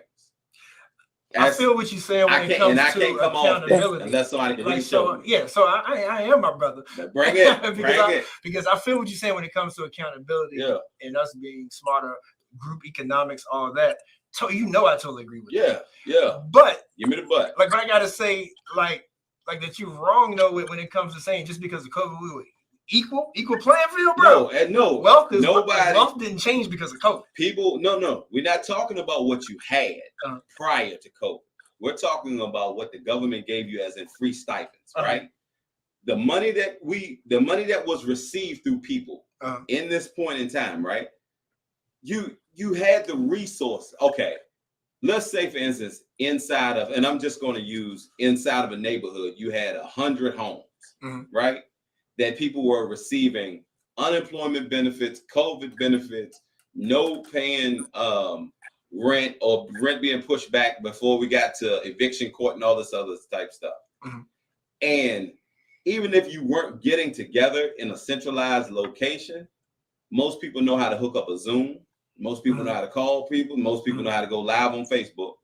You could have had, if you so desire, you could have had some type of meeting to say, look, y'all, if we all give, after we save up 6, 7 months, 8 months, whatever, we take 1 month of what all of us got, and we collectively put that together to do something with, it would have changed a lot of people's lives. So all right, so there's nothing else I can see. So that was the first part. So I made the point on the playing field, but like, because I remember you mentioning what you just said earlier too in your statement. To me, like that's still part of the playing field issue as well. And again, group economics, totally agree with you. But at the same time, like I think in that particular situation, if we're talking about like whether it's the X Park being built right there at Friendship, or whether when you're talking about the dairy market being built right there, like right across the street from Trinity. The thing is that it's like you're going against wealth and you're going against power and government infrastructure. So I personally disagree that there was almost anything the community could have done. There's no way you when it comes to financially that was going to overpower people who were connected.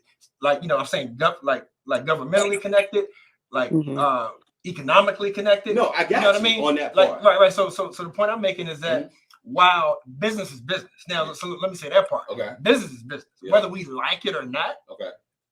You got money to handle business. That's what folks like Dairy Market is doing. Now, is it disrespectful? Yes.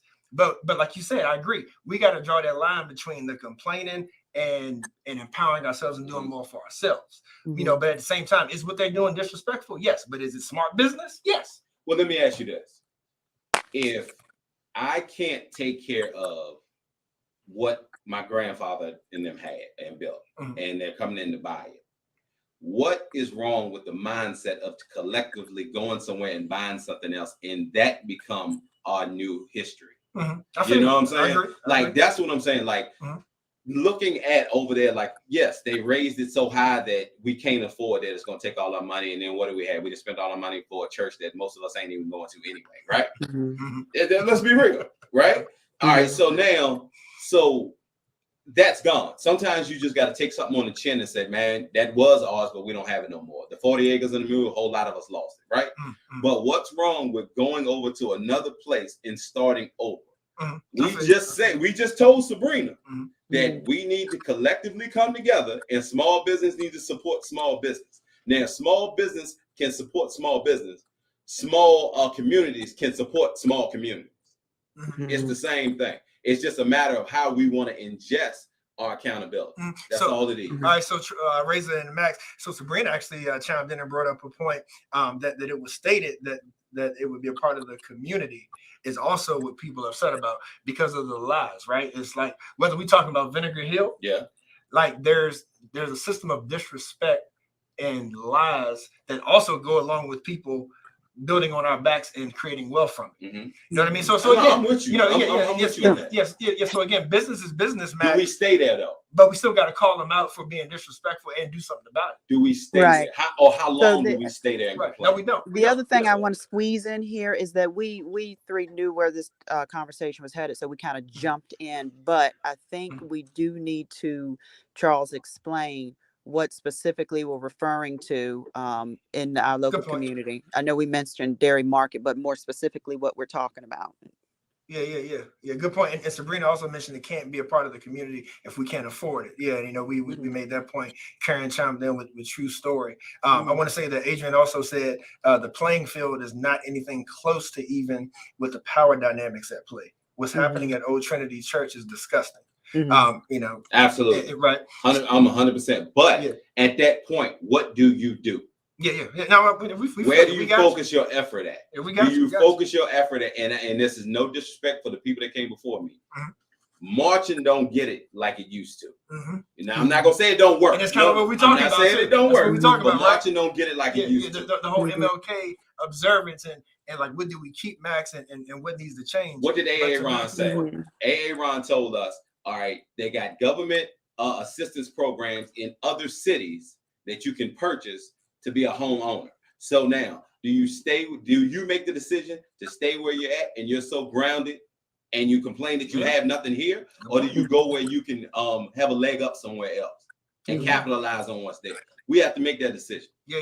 It's black and white. Right. Yeah, and I hear you, saying making multiple points, and I agree with the majority of them, but just like Sabrina and Adrian said, it's like with that specific thing, and Max, to your point, like when we're talking about the dairy market, and so for those that don't know, like you do know, well, not everybody, but majority of our listeners know about just the history of Charlottesville. Yeah. And when you have this much negative history when it comes between to race relations and when it comes to land ownership and who is actually legally entitled and whether it gets stolen or the price gouging that happens to push people out, right? Public housing, the effects of all that, right? So we're talking all that and how it came to a culmination last week when the dairy market, which is one of those business entities that was yet again built, and I believe, Max, correct me if I'm wrong, what is considered, right there near lower income housing, right? Or like the lower income neighborhoods and things of that sort. And again, like just majority speaking, and not just that, but even folks that would not consider themselves lower income is still a historic Black community, majority Black community neighborhood. And so there's a church, right? So we're talking about the Old Trinity Church. It's right there on the corner. What's that? Grady and Preston. That the dairy market was put up there to the chagrin of a lot of people in the first place. On how again you have this big expensive thing instead of reinvesting into the community needs. You got new people coming in with new money and making money off the back instead of helping the community. And so then what they did, right, to bring this to a point is to my knowledge they purchased the Old Trinity Church. Right. So again, we're talking business, but we're also talking about levels of disrespect and what we're not going to stand for. So and so that's how they came under fire, because they had a ad up advertising that they're doing weddings there. Yeah. And the ad was, pretty much glorifying the dairy market and everything that they're offering. And they slighted the community and the history of this Black church and slighted the fact of, again, the lies that were told and the money that was spent to once again, erase Black history here in Charlottesville, or to negate that and not really keep the community involved and not show respect to the history of that Black establishment. So did I describe that, Max? Yeah, as far as the details that I'm aware of, that sounds pretty accurate. But again, I don't know 100%. I mean, my opinion of the whole thing goes a lot of different directions. I'm not from Charlottesville, but I've done a lot of work here, and care about the people that live here, and so that's my claim here. And I think this went wrong when we talk about this church. It went wrong in a lot of different ways, right? So again, when we talk about staples in our community and their significance to us, and us doing what we have to make sure that they stay within our community and owned by us and run by us and things like that. You know, times change, people change. The people that kind of held the reins on things for so many years in the past, they get old, they get tired. Someone else has to kind of take over. That's true. And Very when true. that doesn't happen, stuff like what you're seeing right now can happen. And whether or not we viewed that church, the Black community viewed that church as of importance to them and something worth saving and something worth putting their money together and paying taxes on, buying, what have you. Did we drop the ball there? We have to be held accountable in that regard. I know that people don't want to hear that, but you have to be held accountable, and you can't, in my opinion, call foul when you didn't do everything that you could within your power to ensure that something did or did not happen. On the other hand, because I don't want to lay the blame there, I think that for the people that are coming from outside of these communities and buying up our land, our buildings, our things like that, you know, the narrative for most of them, at least, is we understand what this means to the community. We're going to do right by it. We're going to do X, Y, Z. That's all people ask. And oftentimes that's just kind of lip service because it doesn't actually materialize. We don't see the fruits of that, right? That's what happens. But I believe that these people have an obligation to be respectful and honor the lineage of the building, the space, the community, to do right by them and just be of assistance in any way that they can, whether that is discounting the rental of the space or allowing the organizations in the community to use it for their meetings and whatnot. And to my understanding, that is what the owners have put in place. That's something that they have put in place, but it feels different, it sounds different because we don't own it anymore, right? And Max, can I build on that point? Wait a minute, Charles, before you do that, because I don't want the listeners to go off, can I ask y'all something, right? I hear what we're saying about this is ours, right? Let's flip the script for a second. Okay. Unfortunately, the people that's coming in and buying this stuff and moving us out and pushing us are thinking the exact same way. Like, I think that, wait a minute, let me finish. Let me finish.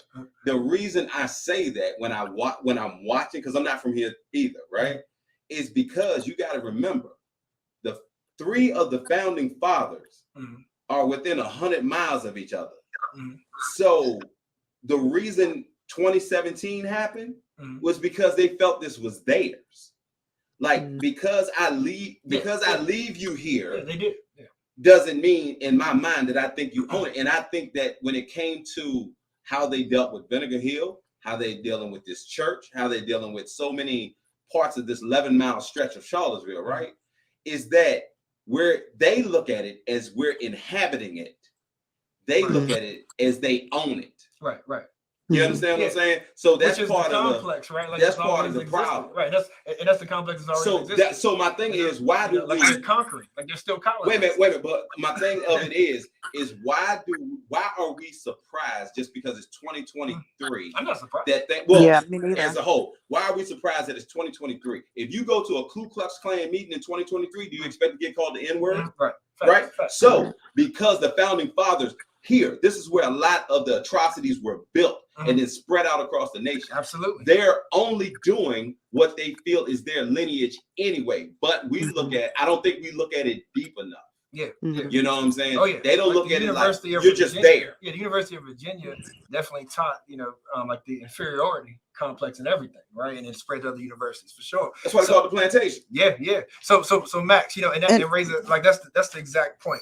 Is like we're on this MLK weekend, right, Max? Mhm. And like so, like what's like that shows why the dream still needs to be lived out, but Right. also like these events still happening. Max shows like why we, now more than ever got to choose, as we grow, what we keep, like what's important for us to keep working on, and what's not. You know what I mean? Because of course the enthusiasm, right, of some things that our grandparents may have traditionally did. The kids they're just not into it. It doesn't fit their psyche, right? But Right. at the same time, Max, we still have things like whether our school names are getting changed right now, right? Because they were named after Confederate generals, slave owners, and things of that sort, right? Is that something that should be in focus? Like we're looking at our friends over at the Jefferson School, where last week a judge dismissed the count in the Confederate statute lawsuit, because y'all know that there's 2 Confederate legacy groups that are suing. And Dr. Douglas even went as far as say they're trying to put the Jefferson out of business because they want to take the Lee statue back. You know what I mean? So we're talking about civil rights, right? We're talking about stuff of people, and Razor, that's the point with the church. Yeah. It's really civil rights. It's people saying, treat me civilly. That's all I'm asking. It's like, show the respect. Give me common decency. But this is the problem with that, right? And please, y'all, I'm just kind of playing devil's advocate for a second. From what I see, because I'm not from here, is that we talk about, all right, going back to, we said, man, we come from kings, we come from queens, we were architects, that whole thing that we all like to say, right? But you got to realize, is our bloodline passed down? There's there too. The people I'm just talking about white people, I'm just talking about the people that supported these type of atrocities, right? Yeah, so still coming. That right, and that's they're appearing differently. They're hiding behind the black robes. They're hiding behind the badges. Right. Let's the be outfits. real. Yeah. So that's the whole thing behind it, right? So I don't know why we're surprised that the fight will never end, in my opinion, because as our bloodline passes, theirs does too. There were just certain things that got put into play that said, you got to hide it. That's all. I hear you. And again, I'm not surprised. I mean, I would like to say that there's still, even though there's power and there's money and institutional ideas stacked against us here, I still believe that there is power in organizing. Hey, we wouldn't be where we are today if it weren't for it. But Absolutely. I think that there's still power in organizing, and there's still power in unity and working together. And so back to this whole church thing, it's like, well, we can't just expect you can't expect to keep the building, so to speak, with what's going on here in the city, just because you expect to keep it. You got to do something in order to keep it where you feel like it belongs. And so I wonder how many people actually showed up at, let's say, a council meeting or a neighborhood meeting to voice their opinion. And one person alone can't get it done. But I don't recall really a major uproar when it came to this building is getting ready to be sold. The black community showing up and showing out to let them know that it's a, historical landmark. It shouldn't be sold. It should stay in under black ownership or what have you. So we got to do that. And we have lost that. And I guess that's because the fight's different. We all desire something different. We still, to a degree, have that crabs in a barrel mentality, and we all out for our own. So it is hard to get us to organize and kind of submit under the same goal oftentimes. Not impossible, but it's hard. Yeah. And so, we have to take action. We can't just sit back and expect something to happen or not happen, but we actually have to do something, in order to ensure that we secure our own. That's right. Thank you, Miss Max. Perfect way to end it, Miss Max, for the hour. But y'all stay tuned on this MLK weekend. That's what we're talking about, right, Miss Max? Still celebrating Dr. King and the legacy, because more things change, the more they stay the same. But yeah, I made sure, y'all, we still have another hour show. You don't want to miss it. We still shifting narratives.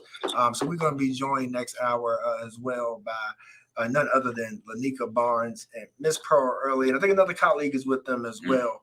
Shifting the narrative of Black education here in Albemarle and Charlottesville. IMHA, y'all. Stay tuned. IMHO Talk Show. 1 2 1 2 1 2 1 2 1 2. You had them. Thank y'all.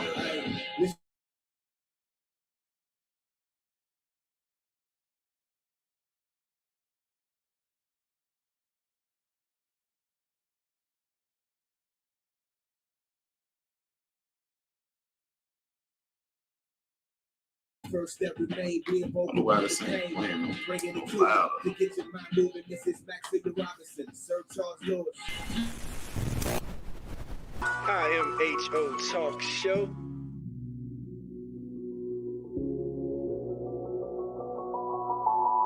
Sir Charles, Miss Max Razor. You're listening to In My Humble Opinion with Maxilla Robinson and Charles Lewis. Only on 101.3 Jams.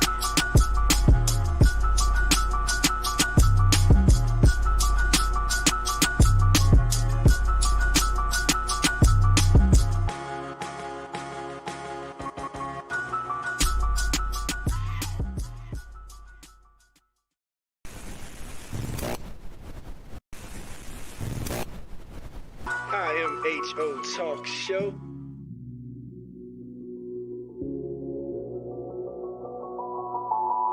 Sir Charles, Miss Max Razor. You're listening to In My Humble Opinion with Maxilla Robinson and Charles Lewis. Only on 101.3 Jams.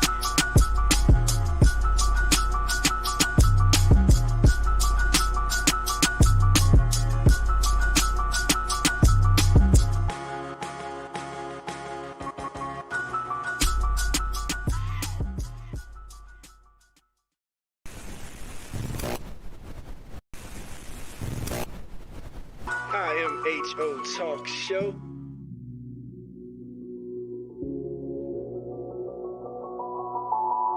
Sir Charles, Miss Max Razor. You're listening to In My Humble Opinion with Maxilla Robinson and Charles Lewis. Only on 101.3 Jams.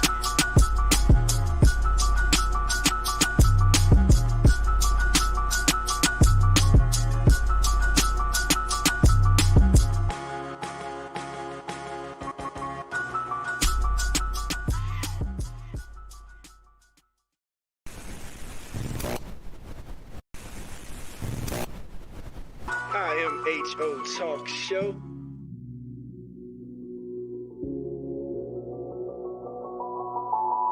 Sir Charles, Miss Max Razor. You're listening to In My Humble Opinion with Maxilla Robinson and Charles Lewis. Only on 101.3 Jams.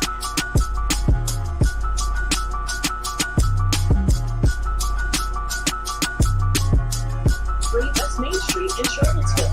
And Miss Early, we'll be right with you in a couple minutes.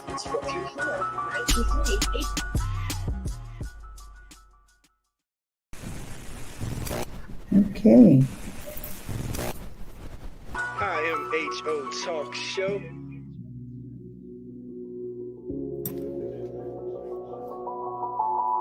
Sir Charles, Miss Max Razor. You're listening to In My Humble Opinion with Maxilla Robinson and Charles Lewis. Only on 101.3 Jams.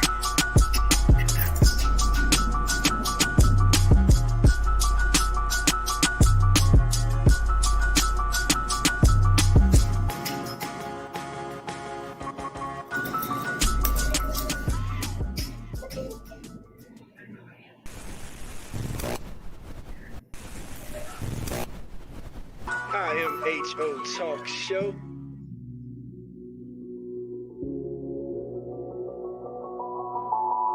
Sir Charles, Miss Max Razor. You're listening to In My Humble Opinion with Maxilla Robinson and Charles Lewis. Only on 101.3 Jams.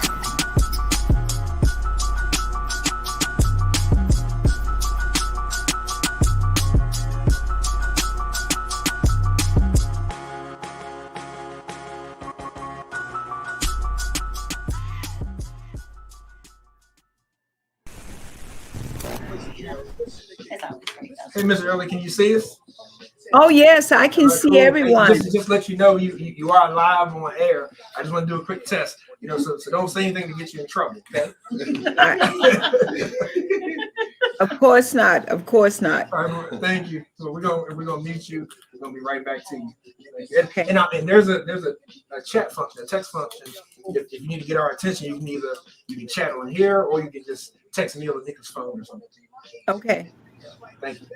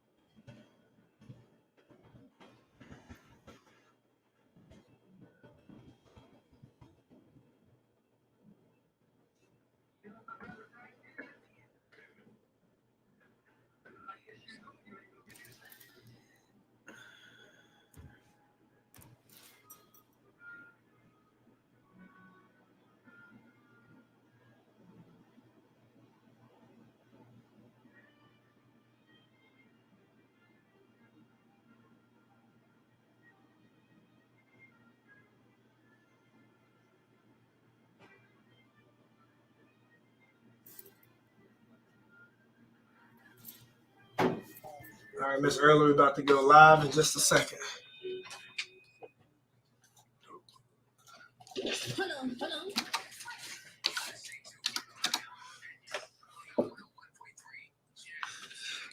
I am HO Talk Show, Sir Charles, Miss Max, Razor, and you know where to find us. 101 Jam, Charlottesville's #1 for R&B, hip hop, and classics. And tell a friend, because we're gonna keep the hits coming. We are joined by some favorites. Ms. LaNika Barnes, Pearl Early, and they even brought a colleague on with them today. More than a colleague, the principal over at Albemarle High School, Mr. Bonham. Thank you for joining us. Absolutely, thank you for having us here today. Absolutely. Thank you all. Because Miss Barnes, Miss Early were on with us before. Of course, LaNika's been on multiple times because she does so much great work. So proud of her. Yeah, LaNika just do what she wanted to do. Check out Fine Ice and Books Shop if you have not, people. Yes, please do. But they're back again today though, because they are still trying to shift that narrative.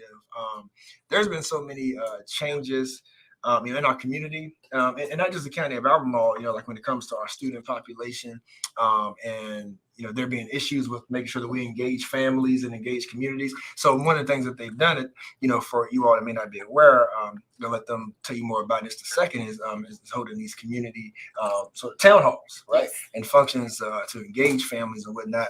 And before I pass it over to Mrs. Barnes to kind of like get us in, and wanted to make sure that I said that the city, from what I'm seeing, is the city, while folks are and have different things we just talked about, communities and things where folks feeling like they're being outpriced, being pushed out by businesses, whatever the case may be, where are they going?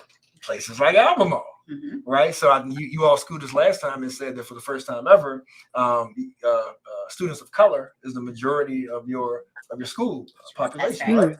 Right.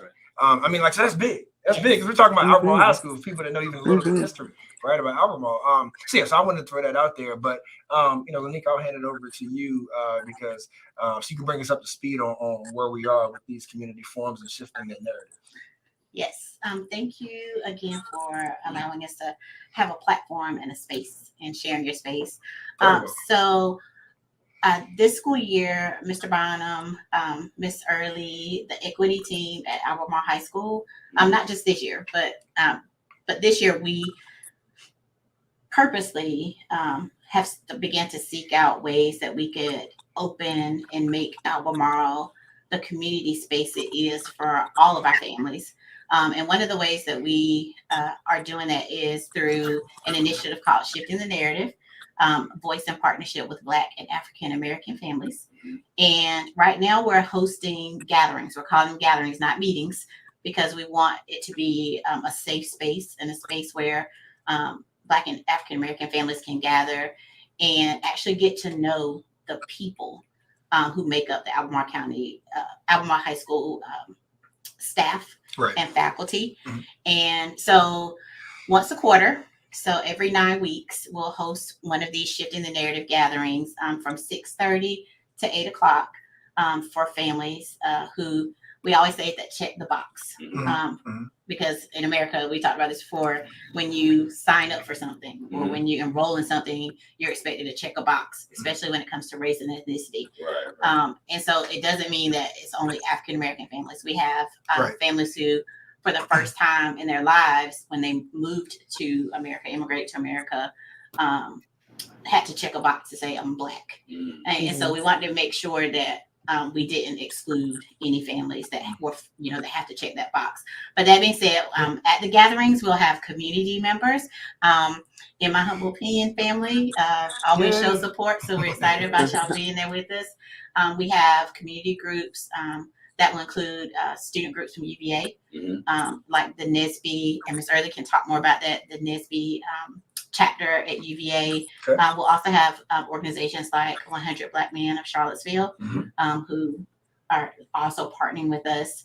And it's just going to be a great space where families can learn more about, like I said, who we are. And then we listen to them and we bring to the table each 9 weeks support according to their needs. So, for example, our families stressed at the first quarter meeting that they wanted to know more about how students who are not on track to go to a 4-year college. What are my options? Like trade. What are my options as far as like maybe a gap year and getting some experiences? And historically, that's not a part of our narrative in the Black community. Like you're either going to work, the military, or college. Those are the three. But students now are wanting to know, like, they're seeing that I can like work at a radio station and get some experience and then decide, what track I want to go on. So that's one of the things that we are hoping to do. We have dinner for families, so you can pick your dinner up and head home. It's going to be boxed and ready. Thank you, males. And also we offer free books that families can read together because we're really focusing on literacy and math. And then there's also childcare available.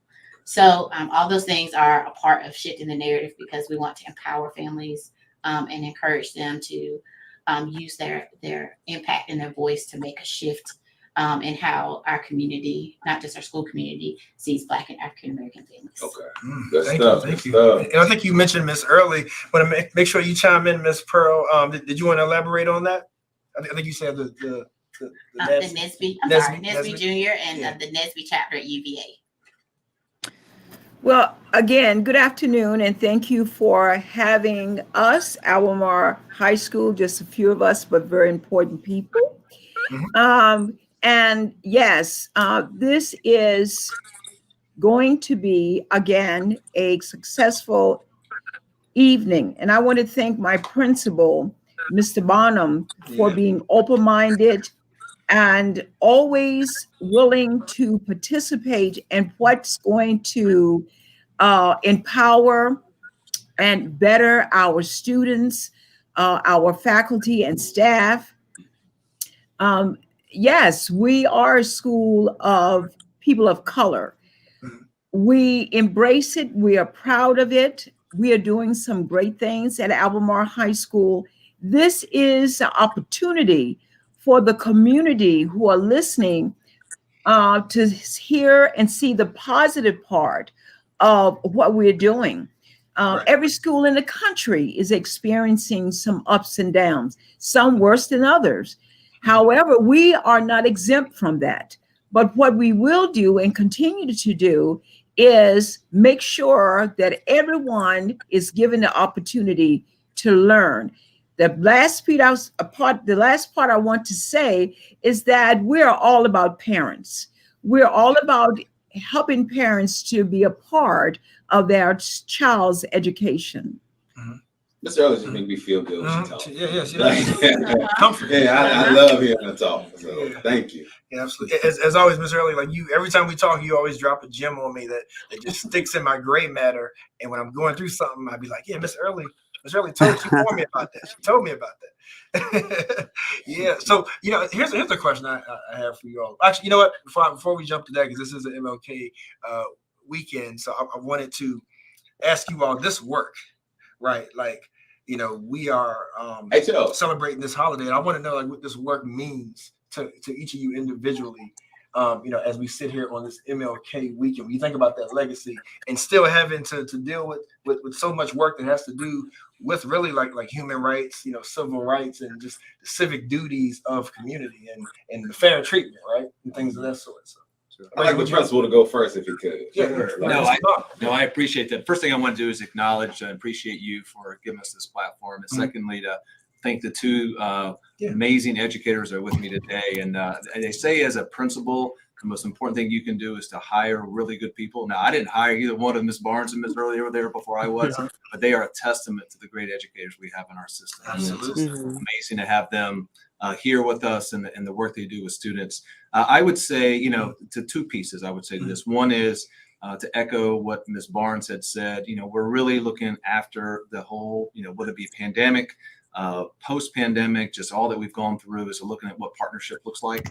And I think we have to realize as a school system that, it's not all about us. It's about our connections with our families. It's about our partnerships. It's what we do to listen, to hear. And I think in terms of your recognition certainly of this great monumental weekend we have and the celebration tomorrow with Martin Luther King Jr. I just think the word empowerment. Right. And I think that for our young people, as students come back into routine and schedules and structures and so forth, I think we owe it to every single young person in that building to figure out how do we give them the tools? How do we give them success? How do we give them the opportunity to empower them to be who they are and to open up doors for them that maybe they already knew were in front of them or maybe they didn't. And I think that's our task for each and every student. You have to treat them different because every student is different from the background, where they come from, what their experiences are, but we have that opportunity and our staff is certainly, there for them to make that happen. And I think that's what we need to continue to do as you think about Martin Luther King Jr.'s life. Thank you. Ms. Barnes? I agree with everything that Mr. Bauman said. And I was just talking to my 19-year-old. We were talking about Dr. King's legacy and how his message ebbed and flowed. And it looked very different from the beginning to his final speech that he was supposed to give. Right. Unfortunately, before his life was tragically taken. And when I think about the day of service, I always encourage my students and my own children and myself to grow. Yeah. So if you started off, for example, I remember gathering at school, like to rake leaves for neighbors. That's amazing. Like, how can we expand that to, include more of the community and to expand our thoughts. Dr. King didn't stay where he was. And that's one of the things that we want our students not to do. We don't want them to feel like you're stagnant and where you start is where you're going to finish. And I'm so glad I walked in and y'all were playing that song. I know I can be what I want to be. And that's what Dr. King's message was about. Not just Black people, but, a shift in how our world and our culture thinks. There's room in this world for everybody. Yeah. There's room for everybody's gifts. And so I think when I think about his day of service, And, we encourage people to go out and not just sit, and do nothing. But even if you pick up a book, and then you're able to share that knowledge with the next person, that's serving your community. So just expanding, what the day of service and celebrating his life really means I think it's very important. Yeah. And Miss Early, just want to kick it over to you. Because you're a staple, like you're a legend in this community, and we're sitting here really talking about some work that I'm sure, a lot of the issues you see today are issues that some issues that you probably saw when it comes to disparities and the need, to address these things like early in your career. So, sitting here on this Dr. King holiday weekend, like what is the significance of that to you this year? It's everything. I was 7 years old, I believe, when my father turned on the television and it was all over the news that Dr. King had been assassinated. From that very beginning, it was taught in my house that we would continue to go forward and carry on what he was doing and tried to do in this United States. So I'm really proud to be alive to celebrate his birthday. But keep in mind, even in celebrating his birthday tomorrow or over the weekend, we have to continue to move forward and be that change, be that person or persons to bring about change. And to know that he wasn't the only one walking beside him through those harsh, crucial, brutal times. There were many other Black historians who were with him, and not to mention those Blacks who were in the community, and they may not have been able to make it there and march with him, but they took on what he said to take on, and they believed, and they worked forward. My parents, my grandparents, and so they instilled in me, your work is never done. I don't care who you are. Your work is never done. Thank you for that. Yeah. So I have a question for, sure. I have a question for the principal, just because I can only imagine how difficult it is to be a principal, especially of a high school. But when we're talking about being a principal during the 21st century and all the different things, the challenges that you're dealing with, and such a big diversification among the student population in your school, and just I guess trying to make sure that these kids are actually much or richer from the diversification, instead of just kind of occupying the same space, but learning from one another and developing, I guess, a cohesiveness. I just wondered if you could maybe elaborate on your approach, or the way just the way you see things, as far as making sure that your student population grows as a community. I realize there's a political aspect. I mean, the buck kind of stops with you, but it also doesn't, because you have a school board who has to also buy in to a lot of the programs or the methods that you and or your teachers or faculty are implementing. And so I wondered if maybe you could just elaborate on, from your perspective, of how the school is run, what you're trying to accomplish, how you're getting that done. Or do you say, I didn't sign up for this? I think it's in the contract somewhere. I'm not really sure. I can look at the fine print, but I obviously take my responsibility. I know it's a heavy responsibility, but I don't take it lightly. And I know, I'm gonna, thinking about coming back from COVID, what I've mentioned to staff is I likened it to navigating a ship through waters where you saw icebergs, and you didn't, and icebergs being students, you didn't really know. Really, you saw stuff on the surface, right? You didn't really see what's below. And now what we've done is, as we've gotten students back in the building, you got to keep in mind, 15 months worth of not being present in a traditional setting in person in school. And so the water has kind of receded, and we're seeing a lot of the needs that come from students. So I think first and foremost is understanding each and one of our students. I know that's a school board responsibility, that we will know every kid. And I think that falls from not just the present, but also understanding what students have been through, right, their last several years, and understanding more about themselves. And I think that is a shift that we put in as we started this school year as well, is how do you own, each individual student has 8 opportunities where they go into a community, right? They have 4 classes on one day, they have 4 classes on another, and they rotate through those. Those are 8 opportunities, and those are 8 situations where we can be community builders, right? Because each one of those are unique, right? You go into one, if you all remember what it was like in high school at some point, right? And you probably had some classes you felt like there was a good vibe, and maybe some classes there weren't. So how do you purposely see that what we're doing within each of our classes is creating a community? And so a lot of that work starts obviously with the person who, is in charge of that classroom, which is the teacher. So we talked a lot at the beginning of the year, and we continue to reinforce this about invitational learning opportunities and environments that we do at the beginning. And a lot of that is, sometimes teachers, and I understand this, you want to get right to the work, right? Let's get our homework out. Let's figure out what we're doing for the day. But oftentimes the way we, work with young people, sometimes it's kind of gauging the room, right? Where are we as a community? And whether that's a community of my 24, my math class, a community as a school, or that's a community as a local area, or even as a nation or a world, right?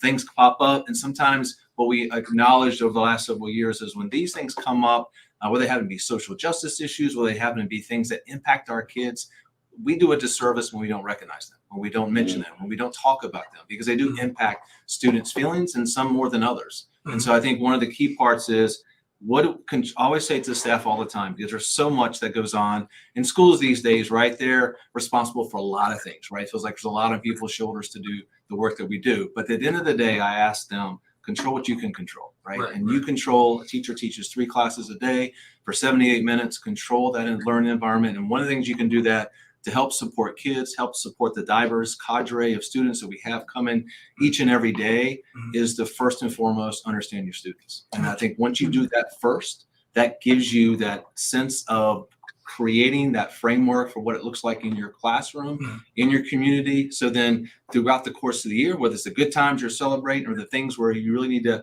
figure out what's going on with the student, you're understanding more. And I think that's a part of the work we're doing through the equity team and so forth, about understanding. You have to understand yourself first, right, as an individual. But then secondly, you've got to put purposeful things in to understand each and every one of our students, because they all bring something to the table. I got a question. You, Mr. Bonham, and thank you. We are joined by Albemarle County High School's Mr. Bonham, Ms. Barnes, Ms. Early. Yeah, I got a question. First off, thank you for coming. Now 2 questions, and they're kind of deep. All right. And you're pretty much at the position where you can answer these. 2, how do you deal with the student body that says, I don't care nothing about Black history, it's not my history, and incorporate them into your student body as well, right? And then 2, do you find it difficult to not leave? You get certain students in, a certain group of students, and what they've been taught by the lower education doesn't bring them up to par. And you have to make the decision, do I give them the hard curriculum and let them fall by the wayside, or do I, no child left behind, pass them on, and then when they go to college, they have to drop out because they were never prepared in the first place? How do you find that medium? You can answer either one of those that you want to. But how do you find that medium and still keep your sanity? No, I mean, those are great questions. I think the word that I know gets bounced around a lot amongst educators is the idea of being a warm demander, right? Is that every student's capable. And I think that first and foremost, we all have to, as educators, understand if you don't believe that, you shouldn't be in education, right? Every student's capable, every student can. And a lot of times it's just figuring out what the keys, like which key opens up that door for that student. Sometimes they're early bloomers and they can get it right away. Other times, right, there may be the second semester of their senior year where all of a sudden a light bulb comes on and they realize this is where I am. And you can't give up, right? But I do think you have to challenge to the highest degree of where a student is for them to see they have the capabilities. And then you have to understand that you can't just assume you can, put a kid in a class that, maybe they've been in an honors class or a dual enrollment class or an AP class. So how do you create the strategies and support that's there for a student to know they can be successful? Because, we all run up against barriers and roadblocks, some students more than others. And when they hit those, the last thing we want to do is for them to fall back and realize, well, this is not for me, right? We want to continue to say that we're going to be as persistent, but we need you to do that as well. But I think to your point is, when you look at SOLs and things of that nature, which are a requirement for graduation, for you to walk across the stage, I think we always want to continue to look at those. Those are not the ceiling, right? Those aren't the end all be all. They're a measurement of where a kid is, but they don't always demonstrate exactly what a kid knows and can do. Right. And we want to be mindful that that is a benchmark. It is a piece that's important for us to monitor and make sure we're supporting kids. But how do we continue to make sure we're pushing kids? One of the things, to your point about thinking about challenging students, is, we are in a very critical, pivotal time now with course registration for next year. And we have a lot of students that will come forward and they have not taken maybe an honors class, an AP class, a dual enrollment. And that doesn't mean that, you have to be college bound or that's where you're going, but it does say that I'm challenging, myself and challenging a student to go to a level that I know that they're capable of, but we also got to give them to believe in themselves, but also give them the structure that's necessary. And I think that's where, all this work becomes really critical, is in a sense of our belief in students, but also then what does it mean to be very purposeful in the support? So when they start to slide or they have struggles like all students will, how do we make sure that we're there as a safety net, right? To ensure that we're going to be there to push them and know that we're capable of. And like I said, those light bulbs come on at different times, but I think it is our job to push kids to their highest level, and to see that because we know they can be successful.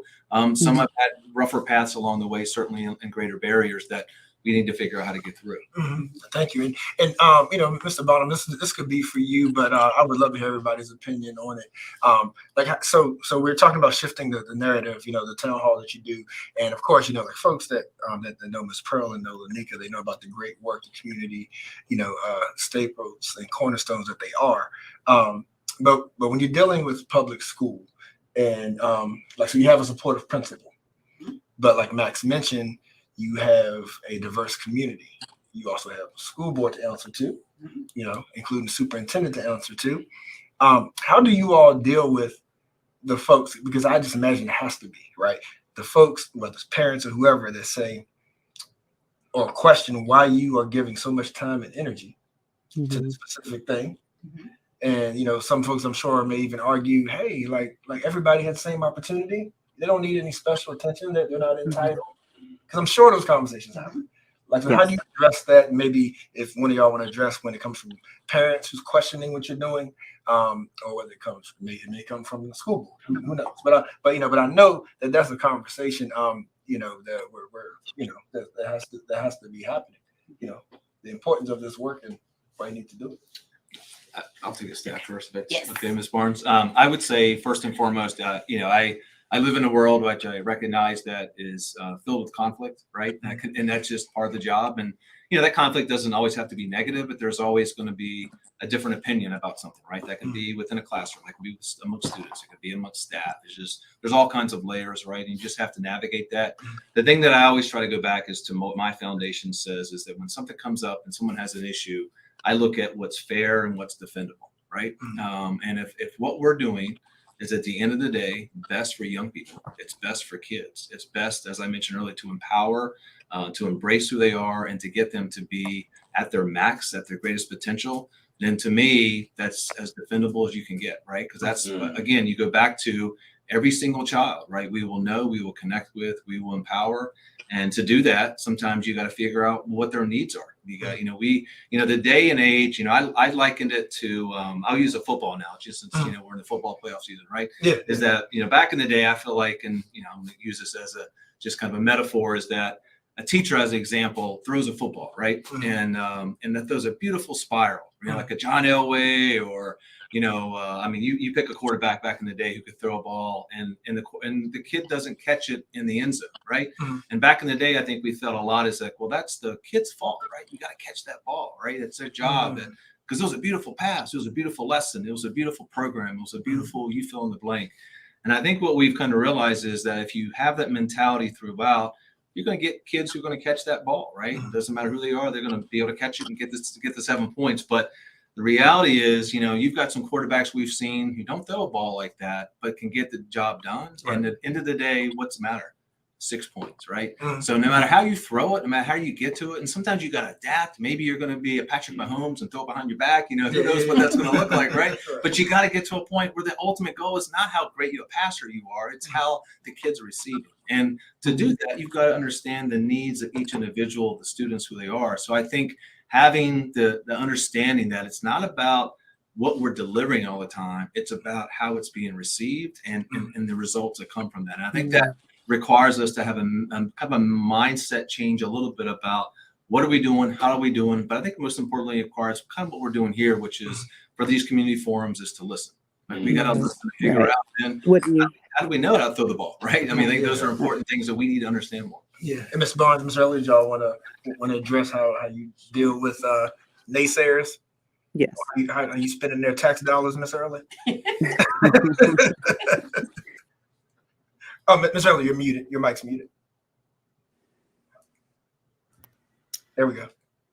I look at things, try to look at issues the same way Mr. Bonham and Ms. Barnes and many others.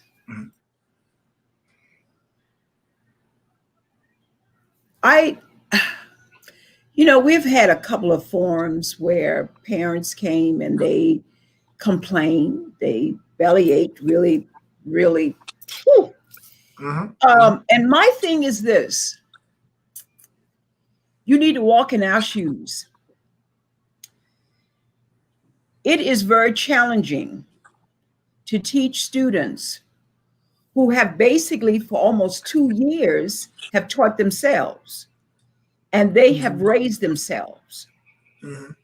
And so we have returned to school over a few years ago, open-minded and willing to deal with the challenges. I'm saying, and I have always said to parents, if you have a concern, come straight to the main source. If you want change in our school, come and be part of the PTO or create a parent task force. Be that hands-on parent or parents, because we are here to provide an excellent education to your children, for your children. But I will tell parents from the very beginning, I didn't give birth to your child, but I took the oath to make sure that I educate your child to the fullest.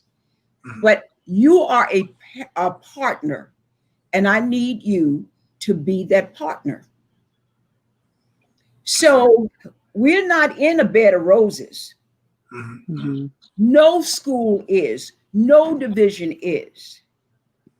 So let's keep it real. Yeah. Do what you know you need to do, parents.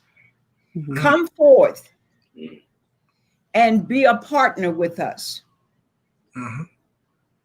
And I appreciate those comments, Miss Early. I mean, I think, and I want to say to Principal Bottom, like you have a true jewel in Miss Early at your school, because it is educators and people like that who, if you're talking about creating a more equitable learning environment, who actually get that done, who are in it for the right reasons and in it to make sure that every child is not left behind and is successful. Like this is the type of educator that I and many of the people that are sitting in the same room as you there, Ms. Principal Bottom, want in our school system, because we can trust that. We know that our kids are getting the very best when they go to school each day. So I just want to say that. Thank you. Yeah. Hey, Max, that raises something we talked about a lot, and I got to ask, this may be the last thing that I have for y'all. And LaNika may want to respond to your question. Thank y'all. Oh yeah. Did you were just like to respond? Did you have a way that you deal with people who don't understand why you're doing this work? Thanks, Max. I'm sorry. Oh, I agree with everything my partners in education said. I also wanted to just highlight briefly, it and punitive that, and Mr. Bonham and Miss Early can attest to this. I'm a STEM person, like science. So there's a method to everything, and you have to be prepared before you open up the doors to, for example, like these affinity group gatherings. So if someone were to come to us and ask us, well, why are you hosting these gatherings for Black and African American families? Or why is there an Esau family night or a Hispanic family night? Or I think the question was about like, why are you celebrating Black History Month in such a way? It behooves us, and I think we do a great job of being prepared. This is what the research says. Okay. This is what you tasked us as an educational institution to provide for your student when they walk through these doors. And so we're prepared when those questions come from outside. When I say outside, they aren't a part of, for example, the planning committees. And I do believe that affinity groups are created naturally. So one of the reasons that we saw the need to have the Black and African American Shift in the Narrative, Esau Family Nights, and Hispanic Heritage Nights is because naturally and organically we weren't seeing these partners, these families, these students at PTSO meetings. They weren't at the school board meetings, especially when the school board meetings went back to being in person. We saw COVID gave us, and I think we talked about it one time before, like if you have to find a silver lining in the pandemic, it was that virtual access allowed access. And it's almost like we're stepping back to what we were doing before. And so we have no choice. We have no other choice if we are going to do what, like Mr. Bonham said, we are tasked to do by the school board, by the Virginia Department of Education, by the United States of America, our federal laws in terms of educating children. We have to have the research ready, and we have to be prepared to answer those tough questions and to stand in the gap for our students, and then teach them how to also stand in the gap for themselves. So how, you need to be able to say, all right, I learned when I went to Miss Barnes' class, or when I sat in Miss Early's Nesby Junior meeting, or her Young Men with Great Minds, or when I went and talked to Mr. Bonham. This is what I learned as a student, as a citizen, at my school, in my community, to better my community and help to bring my community together, because our children are going to be our children. And when I say our children, like that's not the ones I birthed. Like our children, they are going to be the ones that move us forward. We're at that last gasp of people trying to hold on to something that is divisive. And so they're really like sinking their teeth in it. I just saw where another school division who was very close to us banned a list, I think, of 12 books. And most of those books were written by people who are not of the majority. So white male majority. It probably was Green Madison. Green and Madison. Madison County. Okay. That's why I raised my hand. But so we have to be, part of our responsibility as a public institution is to make sure that we are inclusive of the public. So that's what I just want to say. That makes sense to me. You cleared up something for me, because it blew me away the first time that I heard that like they weren't going to teach Black history in the schools, right? And that is about the only thing that I think that we drop the ball as when it comes to education is we don't have a standardized belief, because if 6 minutes down the road, these kids don't have to acknowledge the history that you come from, why would I not be on a football field talking about somebody that passed away and call them the N-word and everything else, right? Because the organization and the parents haven't collectively got together to say that I have to acknowledge you. So as I grow up and I become a CEO or a supervisor, I'm not going to have value for you, right? And then we talk about the problems of, man, it's 2023. I know I keep saying stuff like that, but I think that's where we drop the ball. If in 2023, yes, I was given the right that I don't have to acknowledge you for those short 28 days. Yeah, and I'm Reggie, sure not going to acknowledge you for 365. Right. yeah. And Reggie, you know, we had LaNika on here before talking about like that holistic approach, you know, and a lot of the other work you do, the book shop and everything else is it's a holistic approach. Like, so to that point, it's like in places like Madison, I know because I live there and I've been to these meetings, that you have people who realize that there's so many elements that go on in the community that's part of a county that then, you know, trickulates into your school when it looks at what like the people you deal with that make the decisions on the resources that Mr. Bonham gets to even administer to his school. You know what I mean? So it doesn't start at the school. It starts with people who realize that holistically you can be doing damage at a board of supervisors meeting. You know what I mean? And so so so we got to wake up on that. But the one last thing I had was what you guys think about diversity training, if respecting, and it's something that, you know, we talked about on the show many times in different you know, spectrums of that topic, but can you teach a respect for diversity? Can that be taught, or is that like an innate characteristic that a personality has? Because I imagine that if you do believe in diversity training of staff, that you probably have to increase those, right? If your populations change as rapidly as it has. I say no. I've heard you say May I? Yes, ma'am. Go right ahead. I'm sorry, Ms. Earl, I say no. May I just yes, please. throw in? So, you know, let me say this. Equity diversity training should be for our students too.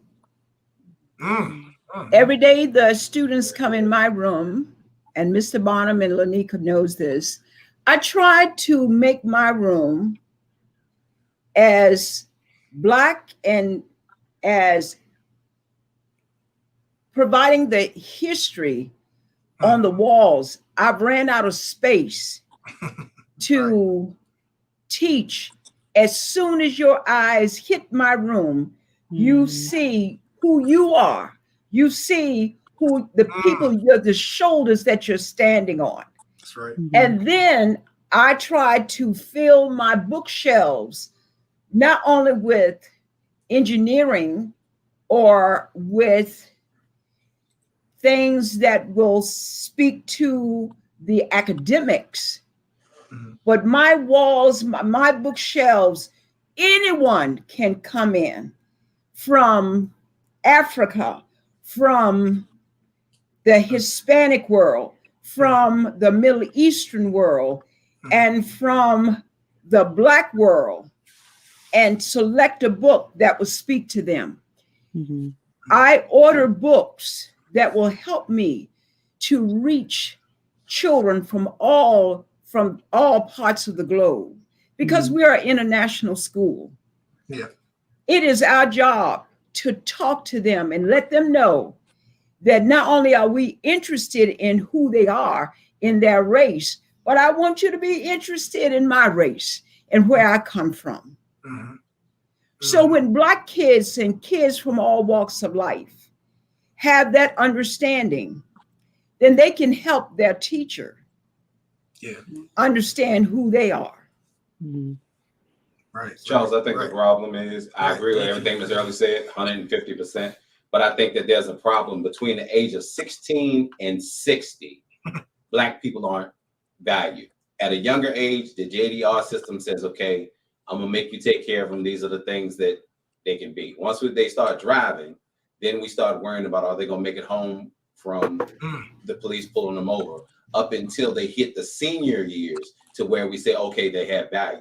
In between 16 and 60, I think you have representation, but you don't have advocacy. And when you don't have advocacy, you don't have people that will say, okay, that 40-year-old Black man has value. Black men especially have value as a kid for the child support system, and then as an adult because he made it to that point. Everything in between is a battle. That's, I mean, so yeah. And I want to make sure you all, if you want to address, diversity training of staff, if you think that would help in the work that you're doing.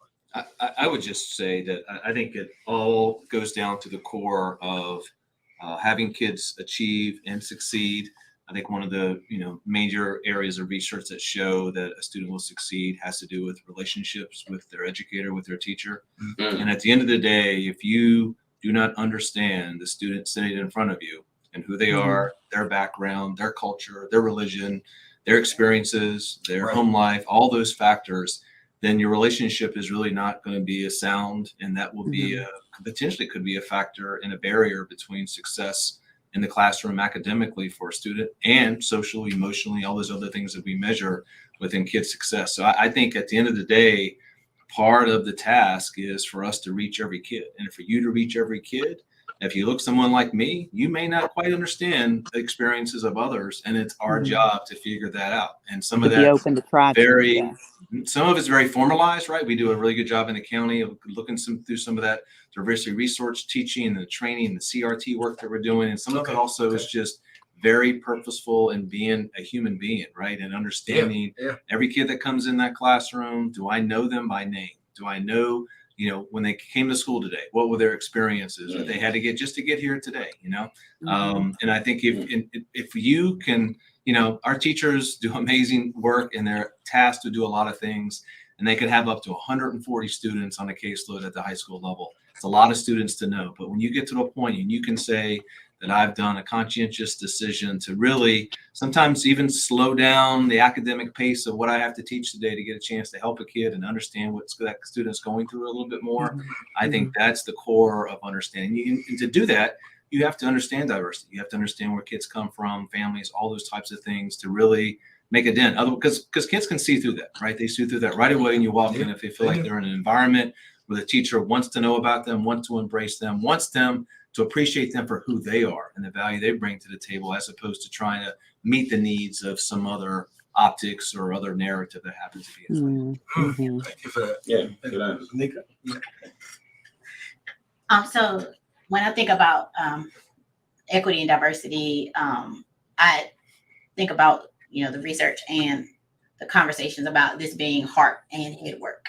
So when we think about training for any other job, if you are not willing to follow the guidelines established at that job, that you have to make a decision whether or not you're going to be there or you're not, or your employer is going to make a decision whether that's the right place for you to be. So I think that's the head work part. So, and it is a requirement. Like we said, the policy and the mission statement of Albemarle County Public Schools requires, and it states that we are educating and respecting all of the people that we call a part of our community. Right. So that's the head work. The heart work, I agree 100% with you. I don't think you can train a heart to change in terms of how you receive people.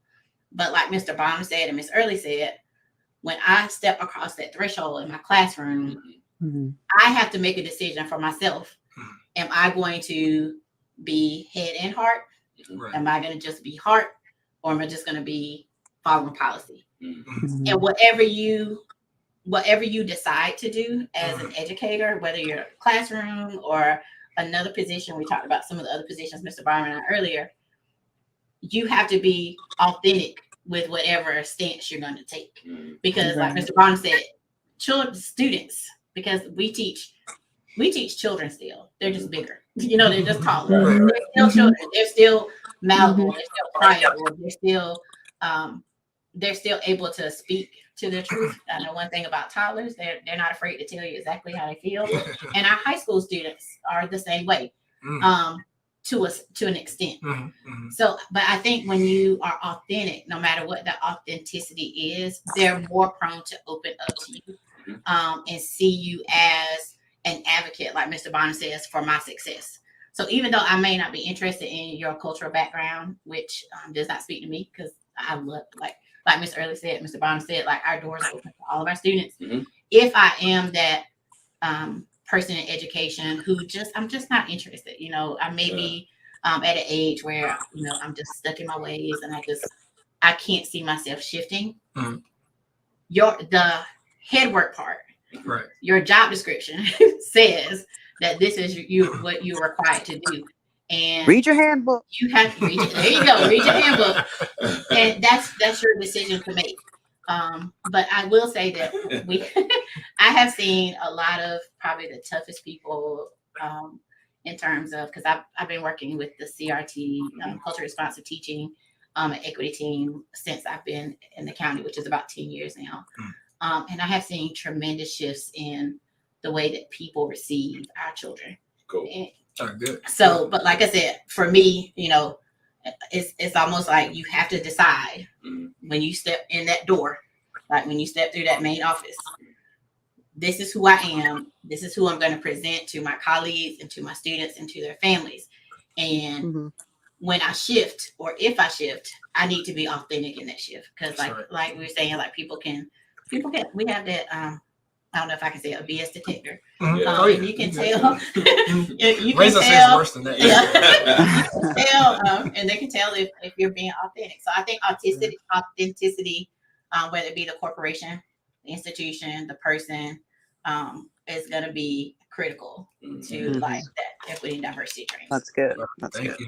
And family, we've been talking to none other than Miss Pearl Early, Miss LaNika Barnes, and Mr. Dunham from Albemarle High School. One thing I hope, I don't know if you all have heard it yet, but maybe just something that can be replicated, within the other, divisions and whatnot, not just at Albemarle High School, and not just in our Albemarle schools, we can expand, because I think you're on the great work.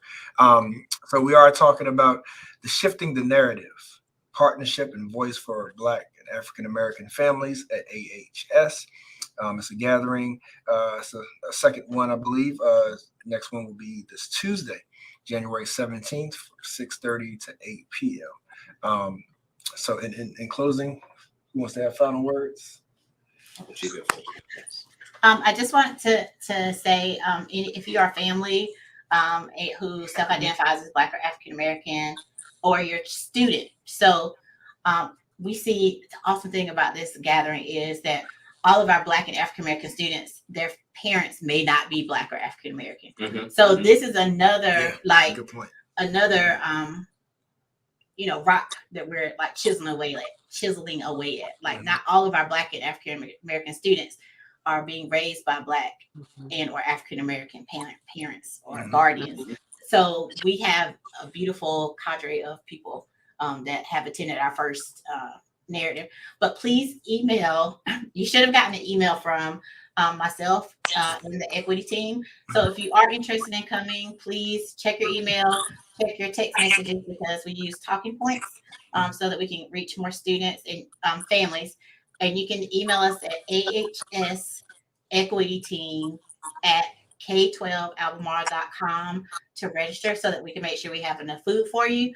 And then also, if you can't make it in person, you can also contact us for the Zoom link, because we always want to make sure that this is a safe space for everyone. We will not send that Zoom information out unless we get an email and can verify that you are a family at AHS or a community partner. So we had 142 people in total, yes, at our first narrative gathering. And so we're hoping to, meet that number or have that many people on Zoom. And so community partners, that's you too. If you want to join us, you can also email us to get that information. And thank you so much, Mr. Bonham. I want to give a shout out to Mr. Graham Page as well, who's the chair of our school board. He is always so supportive of everything that we do at AHS. So I want to give a shout out to him. And I'm sorry, can I give a shout out to my mom? I have on my shirt that says "No one in our family fights alone." January is Cervical Cancer Awareness Month, and my mom was recently diagnosed with cervical cancer. And so I know in the Black community, Black women, we are a lot of times, I think about Sabrina. We often are hit with breast cancer, cervical cancer, and Black male communities. Now we're facing a lot of issues with colon cancer. We saw it with Chadwick Boseman.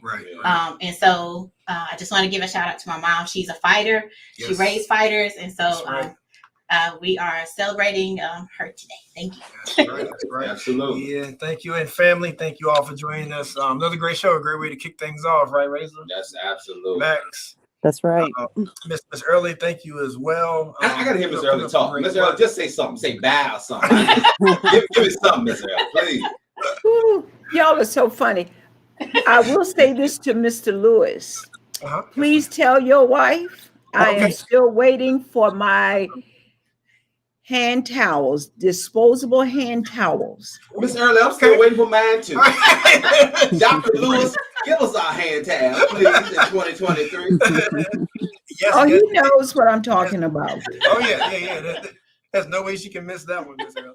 Yes, please come. You are welcome to come over to Albemarle to my classroom and sit down and have some tea in the Turkish teacups, Mr. Bonham, and I think Mr. Lewis have had tea out of my Turkish tea set.